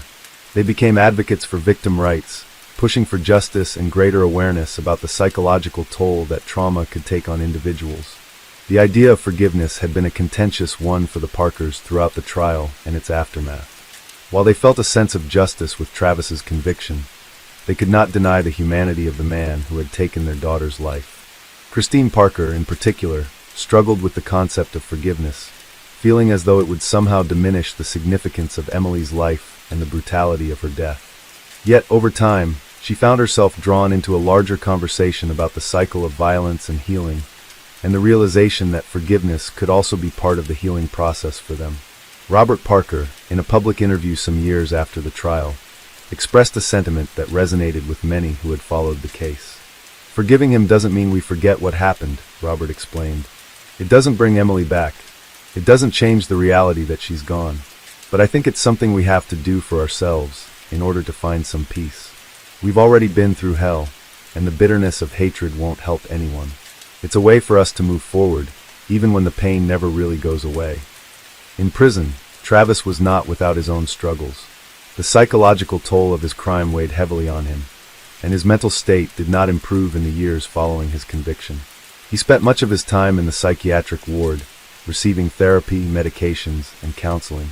There were reports that Travis had shown remorse for his actions, and at times, he expressed a desire to reach out to Emily's family.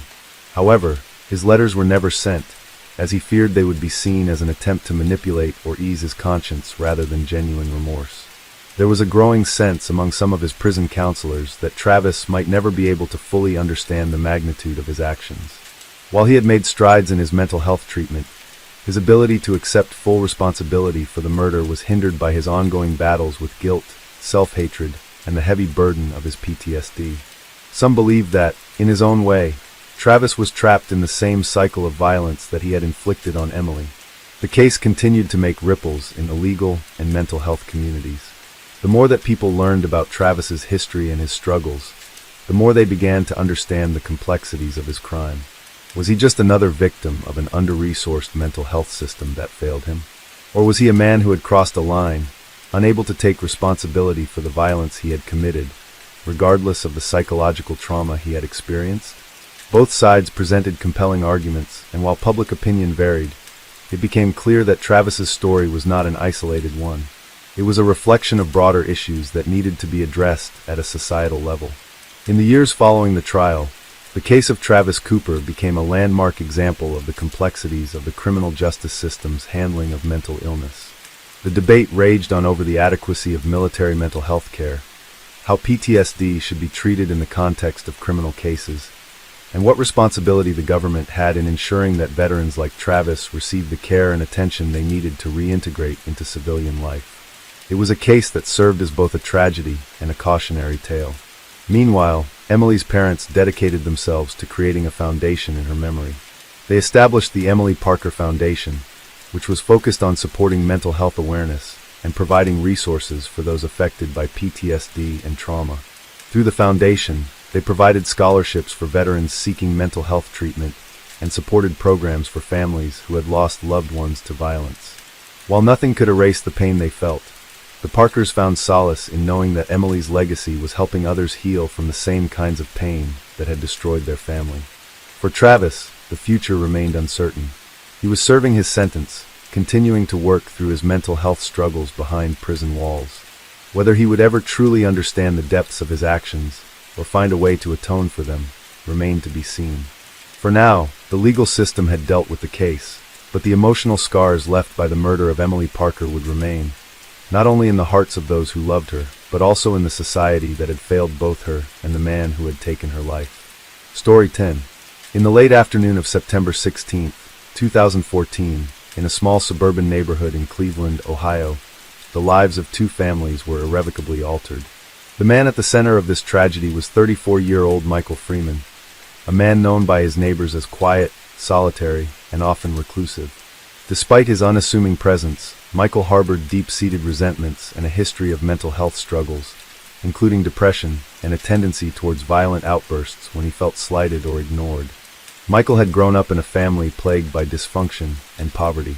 His father had been an alcoholic, often abusive, while his mother struggled with her own mental health issues, often disappearing for days or weeks at a time. Michael's childhood was marked by instability, leaving him with a profound sense of anger and abandonment that would later manifest in his adulthood. Though he had managed to hold down jobs over the years, he had always been on the fringes, never truly fitting in with those around him. He had few friends and kept to himself, spending much of his time in the small, run-down house that he had inherited from his late parents. It was in this house that Michael's anger began to build over the course of several months in 2014. He had grown increasingly frustrated with his life, the weight of his unresolved trauma from childhood bearing down on him. His neighbors, who had only ever seen him come and go quietly, had begun to notice his erratic behavior, shouting at cars that drove too fast on the street, having loud arguments with himself in his yard, and occasionally making cryptic comments about feeling like the world was against him. Michael's mental health deteriorated further when he lost his job at a local construction company. The job had been one of the few things in his life that provided him with a sense of purpose, and without it, he felt entirely adrift. His social isolation worsened, and his anger began to turn inward, festering and growing until it became a dangerous, explosive force. The tragedy began on a regular evening in mid-September. Michael had been sitting in his living room, staring at the walls of his house, the weight of his life pressing in on him. He had been drinking heavily that day, and his thoughts turned bitter. He blamed the world around him for his failures, for the years of neglect he had endured, and the isolation that seemed to follow him wherever he went. As the evening wore on, he grew more and more agitated. It wasn't the first time he had felt like this, but this time it felt different. Something was pushing him towards the edge, urging him to act on his darkest impulses. At the same time, a few houses down the street, the Parker family was preparing for a peaceful evening at home. Sarah and David Parker were a married couple with two children, 9-year-old Emma and 6-year-old Lucas. They had lived in the neighborhood for years and were well known for being kind-hearted and approachable. Sarah was a local schoolteacher, and David worked as a manager at a nearby retail store. They had lived a comfortable, middle-class life and were well-liked by the community. They had no idea that the man they had often seen walking alone down the street was preparing to turn their quiet neighborhood into the scene of a violent tragedy. It all began when Michael, after yet another argument with himself, stepped out of his house into the cool evening air. The distant sounds of children playing and the laughter of neighbors filled the air as he walked aimlessly down the street. His eyes narrowed as he passed the Parker household. He had been simmering with anger for weeks now, and he was particularly irritated by the sounds of children's laughter. Something about it, to him, felt like a cruel reminder of what he had never had, what he had lost in his own life. The sight of the Parker children playing in the yard, the sound of their carefree laughter, seemed to trigger something deep within him. His rage flared, fueled by years of pent-up resentment. Without any warning, Michael pulled a handgun from the waistband of his pants. The weapon, which he had purchased months earlier from an unlicensed seller, was not legally registered. He had kept it hidden, but his sense of control over his own life was slipping, and he had begun to think about using it. This night, it felt like the only way to assert himself, to make his presence known in a world that had ignored him for so long. As he approached the Parker house, the sounds of the children's laughter intensified in his ears, pushing him further into a state of rage. Michael approached the front yard of the Parker family's home, where Sarah was sitting on the porch, watching her children play. She had no way of knowing that the quiet neighbor she had often waved to was now walking toward her with a deadly intent. Before she could even react, Michael raised the gun and fired several shots at Sarah, striking her in the chest and sending her crashing to the ground. Emma and Lucas screamed in horror. Their joyful play turned to terror in an instant. David Parker, who had been inside the house, rushed out upon hearing the gunfire. His heart pounded in his chest as he saw Sarah lying motionless on the ground and Michael standing over her, the gun still in his hand. The sight of the gun caused David to freeze for a moment, his mind struggling to comprehend what was happening. But then, driven by the instinct to protect his family, he rushed towards Michael, attempting to tackle him and disarm him. Michael, though startled by David's intervention, was still fueled by his uncontrollable anger. In the chaotic struggle that ensued, another shot rang out, striking David in the leg. He collapsed to the ground, his vision blurred with pain, but he refused to stop. He grabbed Michael's wrist, trying to force the gun from his grip, but Michael was too strong. The two men continued to grapple, rolling on the ground, as Emma and Lucas stood frozen, horrified by the violence unfolding before them. At that moment, a neighbor who had heard the gunfire called 911. The dispatcher answered quickly, and the neighbor, frantic, reported the shooting. Officers were dispatched immediately, but by the time they arrived, the damage had already been done. Michael Freeman had shot and killed Sarah Parker in cold blood, leaving David severely wounded and the children traumatized. As the officers stormed into the yard, Michael was still standing over David, the gun now pointed downward in his hand. He seemed almost disconnected from reality, his face blank, his expression cold. Michael didn't resist when the police ordered him to drop the weapon. He complied immediately, allowing them to arrest him without a fight. He was taken into custody and charged with first-degree murder, attempted murder, and child endangerment. The arrest marked the beginning of a long and painful legal process that would see Michael Freeman face the consequences of his actions. But for the Parker family, there was no trial that could bring Sarah back or undo the trauma that had been inflicted on their children. The ripple effects of that evening's violence would haunt them for years to come, as they tried to rebuild their lives in the aftermath of the senseless tragedy. In the months that followed, the community rallied around the Parker family, offering support and condolences. Friends and neighbors organized fundraisers, and local schools held memorials for Sarah, honoring the teacher who had touched so many lives. The Parker children, though young, would carry the memory of that night with them for the rest of their lives, and Sarah's absence left a deep void in the hearts of everyone who knew her. Michael Freeman's trial would take place the following year, and as the case moved forward, the community struggled to come to terms with the violence that had shattered their peaceful suburban neighborhood. How had it come to this? How could someone like Michael, a quiet, isolated man, be capable of such brutality? The answers were complicated, but for the Parker family, the only thing that truly mattered was that they had lost the person they loved most. No amount of justice could ever change that. The aftermath of the shooting sent shockwaves through the tight-knit Cleveland community. The Parker family's home, once a symbol of safety and comfort, became a crime scene. The neighbors who had once shared casual conversations with Sarah on walks and waved to her children as they played in the yard now stood in silent disbelief. The once bustling street, where children often rode bikes and played hopscotch on warm summer days, had become a place marked by the horrific events of September 16th. It was as if the innocence of the neighborhood had been stolen in an instant. In the days that followed, the news spread across the city, and the case quickly became a focal point of local media. Michael Freeman, the quiet, reclusive neighbor, was now the subject of intense public scrutiny. People who had only known him by sight were suddenly forced to confront the reality that someone so seemingly ordinary could commit such an extraordinary act of violence. For many, the news was a chilling reminder that danger could lurk behind the closed doors of even the most unassuming houses.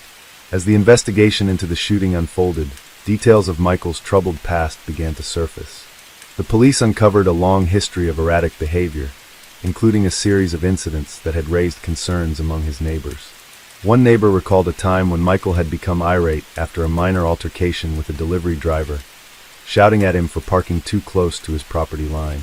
Another recalled Michael muttering about the world being unfair, complaining about how people never seemed to appreciate his hardships.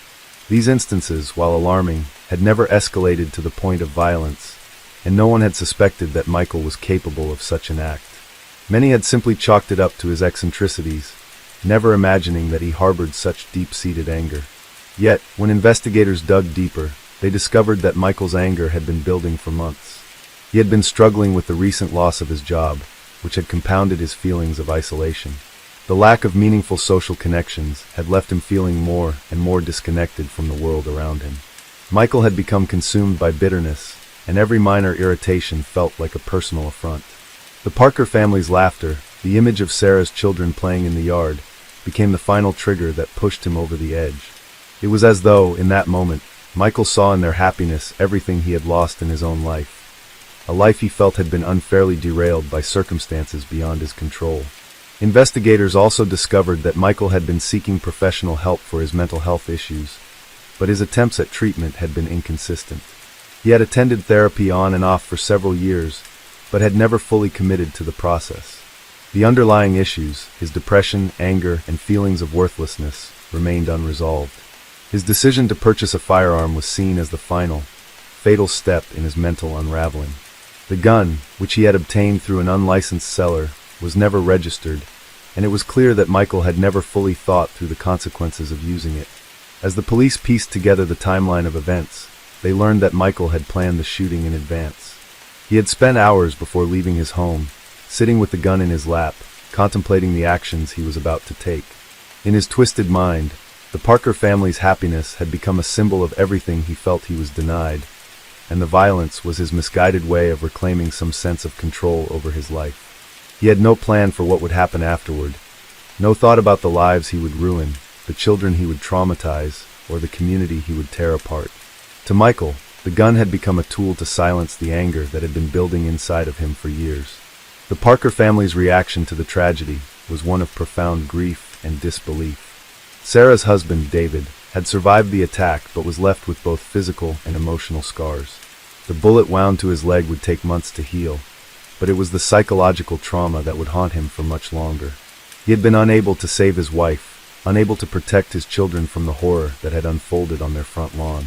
In the days following the shooting, David struggled with feelings of guilt and inadequacy. He wrestled with the thought that, if only he had reacted differently or faster, perhaps Sarah would still be alive. But those questions would remain unanswered, and the weight of that loss would be something he would carry with him forever. For the children, Emma and Lucas, the trauma of that night would shape their futures. Emma, the older of the two, would suffer from nightmares and flashbacks. She would often ask her father why the bad man had hurt their family and whether he would ever come back. Lucas, too young to fully understand the situation, became withdrawn, struggling to express his emotions. In the months following the shooting, both children were enrolled in therapy, but the scars left by Michael Freeman's actions were deep and would take years to heal. No amount of counseling or support could erase the images burned into their memories. The sight of their mother lying on the ground, the sound of gunshots, and the chaos that followed. As Michael's trial approached, the public's reaction was a mixture of outrage, confusion, and sorrow. Many in the community were left wondering how such a tragedy could have occurred in their seemingly quiet and peaceful neighborhood. The questions surrounding Michael's mental health, his gun ownership, and his apparent inability to seek help for his anger became central to the legal proceedings. The prosecution argued that Michael's actions were premeditated, a deliberate choice to commit an act of violence against a family he had never truly known. The defense, on the other hand, pointed to his troubled past, his struggles with mental illness, and his history of instability as factors that had contributed to his breakdown. As the trial continued, it became clear that Michael Freeman's story was not just one of a man who had lost control in a moment of rage, but also one of a society that had failed to address the complex issues surrounding mental health, isolation, and access to firearms. The debate over gun control, the availability of mental health resources, and the need for stronger community support systems became more urgent than ever before.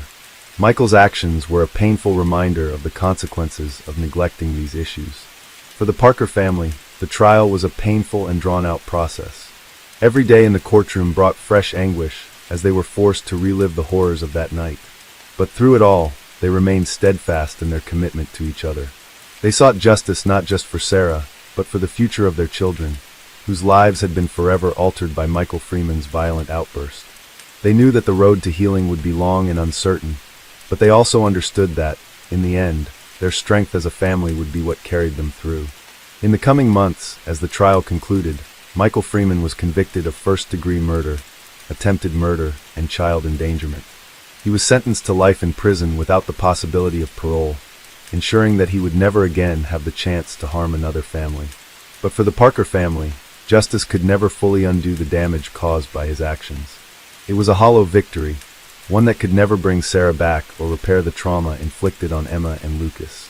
The only thing they could do was try to move forward, and in doing so, honor Sarah's memory in the best way they knew how, by loving each other, supporting one another, and finding peace in the face of unimaginable loss.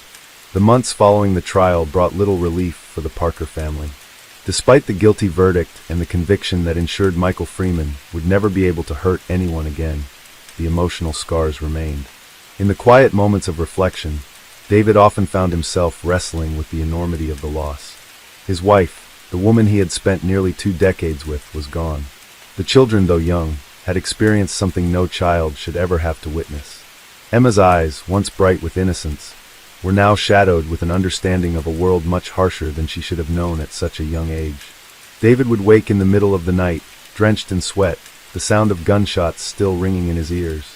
He would hear his children's screams, feel the weight of his wife's body falling to the ground, and replay the moment he tried so desperately to protect her, only to be too late. It was a brutal loop of guilt and helplessness that no amount of time could seem to erase. There were days when he felt as though the grief would swallow him whole, and the weight of it all would press him so hard that he thought he might collapse under it. The children struggled in their own ways. Emma became withdrawn, barely speaking to anyone outside of her family. She was often found drawing pictures that seemed to capture a haunting scene, a house surrounded by darkness, with a small figure standing alone in the center. It wasn't until months later that David realized the figure in Emma's drawings was always her mother, standing alone and distant, as though frozen in time. Emma had stopped talking about the shooting, but it was clear that the trauma had seeped into every corner of her young mind. Lucas, too young to fully understand the gravity of what had happened, exhibited signs of distress in his own way. He would ask David why they couldn't go to the park anymore, or why they couldn't have their old family outings, like the ones they had before that day. The familiar spaces of their once idyllic life now felt cold and foreign. His questions, innocent as they were, only reminded David of how much had been taken from them, how much had been stolen from his children.